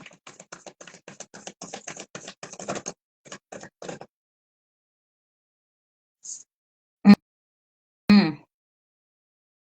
So on the bottom of the deck, you have Bridget with creative spark, and I felt, yeah, in a very creative space. I really did. But the card that came out was Epona or Epona, wise leadership. So you are a leader, and look at how she looks like a warrior. And is she holding a heart? Looks like she's holding the universal heart. Like she's holding spirit's heart. She looks like a warrior. She's super confident. She's super beautiful here. And like this could be you too, like looking like sweet and innocent and super creative and artsy and capable of so much fun. And like they see that and they're like, oh my God, fertility. Oh my God, abundance. Oh my God, food. And like this person could fucking be a hunter. Like, and so they want you to be wise. And so in order to be wise, you're going to have to know how to balance your commitments here so that you can be a wise leader. All right, let me see here. Let me read. That's number 14.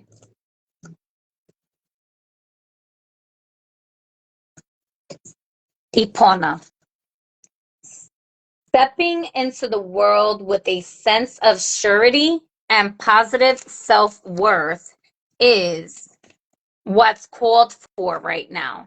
Ipona, the Celtic/Roman horse goddess of leadership and guidance, offers you her wisdom. Know that you have what it takes to heed it. You can do anything you place your attention on, and you'll find it easy to accomplish what's needed for your intentions to take form, whether you are aware of this or not.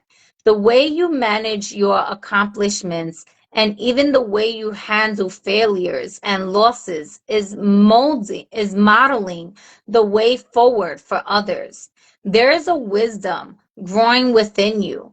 Be true to who you are and placing integrity and humility equal to enthusiasm makes you a wise leader indeed. One that the goddess Ipona is so proud of.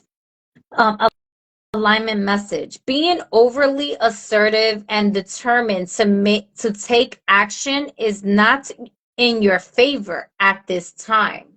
If you feel afraid of making a mistake or worried that you will somehow compromise yourself or disappoint someone else, consider this a time to regroup and assess the details. As the goddess Ipona knows, not all paths are meant to be explored. Not all battles are meant to be fought. Not all opportunities will pan out. Be aware of the tendency to overreact. You have come a long way, and the best leaders knows when to take a break. Your task is to hold back and breathe deeply, trusting fully that when the time comes to act, the goddess Ipona will guide you. You don't want to act too soon out of fear and insecurity, or even by hubris, as you will surely slip and lose your stance. Take heart, for this is the perfect moment for a time out to see what the goddess Ipona truly has for you. The divine has you safe and secure. You just need to wait. Told you. Yeah, fighting. Yeah, addicted to social media. I know I'm about to get the fuck up out of here soon because I'm gonna be chilling too. Um, let's see here. And listen, look at what just came out. Unplug. Unplug. I hear you. And then right behind that, nourish yourself. All right. Loud and clear, spirit. Yeah, loud and clear. Let's get here. Um, what is it? Cancer? Yeah. So, Tommy, give me one card for Cancer. How is this energy pertaining to Cancer? What does Cancer need to know before we go? Thank you. Cancer, y'all got 5 also. 5 of Cups here.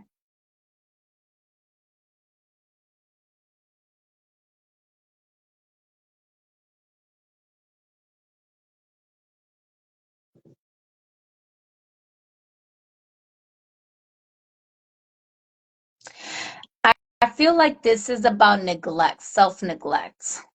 This is not so, yes, rejection, stuff like that, but neglect. Neglecting yourself of the joys that you really see for yourself, and that's slowing down your manifestations.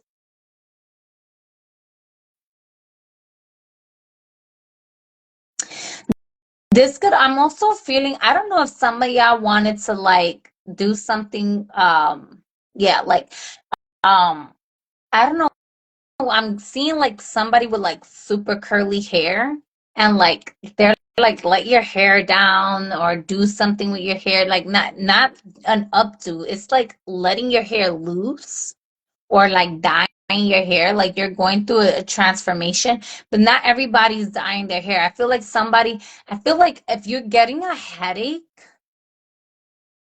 or you haven't been feeling so pretty. I don't know why I'm seeing like glasses, I'm seeing wild curly hair, and like a beautiful smile, and like spirit is like, let your hair down. Like maybe you just been tying up your hair and you've been exhausted, so you just been neglecting it or something, and it's like, let your hair down. I don't know, something about neglecting here. Fighting yourself from depression even. So again, maybe taking that time to reevaluate, to meditate, to get with yourself here. All right. So then what is this? Scorpio? Yes, Scorpio. Tell us how this message is working with Scorpio here. Cancers, I'm gonna recommend self-love rituals. Put your favorite music on, put yourself, do a cleansing bath, and really just vibe out with yourself, vibe out with your people, and disconnect from everyone else for a bit. All right, Scorpio, let's see how this message is pertaining to Scorpio. That one card, please. That's way too many cards. Let's see, all of these here. Scorpio, one card for Scorpio, please. Give me one card for my Scorpios pertaining to this message. Thank you.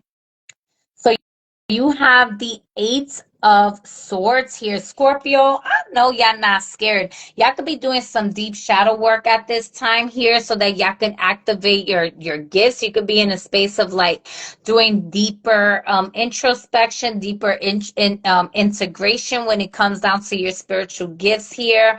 Really getting into a space of honing your craft.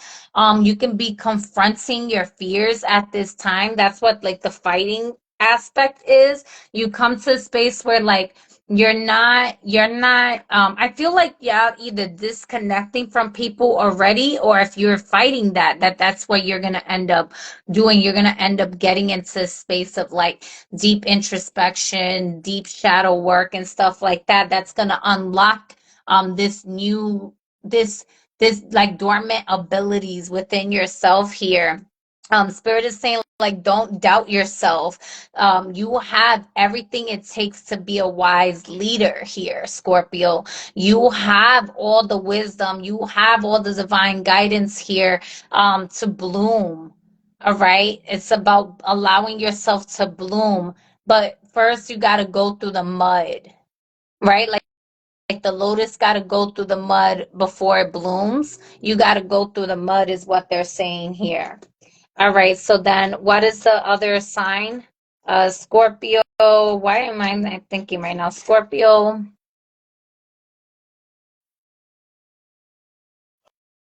Oh, Pisces. There we go. All right, Pisces. Tell me about Pisces. There we go. Pisces, you have the Hierophant here. You may be focusing on overcoming, some philosophies in your life, some spiritual beliefs here, religious beliefs even. Maybe some of y'all are changing your religious belief. Maybe some of y'all are going through certain changes in your marriage, even here. Some relationship changes here, needing to really evaluate some of the people in your life here. So this is going to be different for different different Pisces. I feel like this is literally like the key of life here for you. Really tapping into your faith, getting reacquainted with getting reacquainted with your words of power, with prayer, with affirmation, with spirituality here, honoring your connection with the Holy Trinity, honoring your connection with the Divine Mother, Divine Father, being equally yoked, the connections that are the connections that are healthy and meaningful to you here. There could be some energies pertaining to that as well. And so really getting into a space of again, where are your commitments, honoring your commitments. What are you married to? What are you married to? Are you committed to are you committed are you putting all your work to are you putting in the work of your yeah, are you putting in the work to everything you're saying you're committed to? Is what you're committed to also putting in the work to you? Are you seeing that reciprocation? Are you in a space needing to slow down, reconsider your commitments, right? Reconsider your commitments here. So Pisces, take that message how it resonates for you. That's the Hierophant. That's a major arcana here. So this energy is majorly impacting you at this time for you to reevaluate your commitments out of all the other water signs, which makes sense because y'all are the North Node right now. And so a lot of things are changing right now and pertaining to people's commitments here and changes in their life and whatnot. So really taking the time to honor your commitment to meditation is going to be vital for you at this time. All right. And then last but not least, the ancestor message that I am not going to interpret, but this is for you and your ancestors to guide you through your intuition to bring you the message. Thank you. Oh, let's circle. I think this was, what was it? Fire signs. Yeah. So on the bottom of the deck, you have the luminous warrior. Okay. And then you have the circle.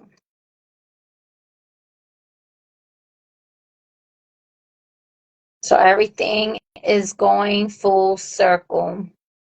I love you. I thank you. I'll let you go with love. 10845. I now release you to be in wholeness and oneness of your true sovereignty and divinity as I be in the fullness of my being. I love you. I thank you. Ashe.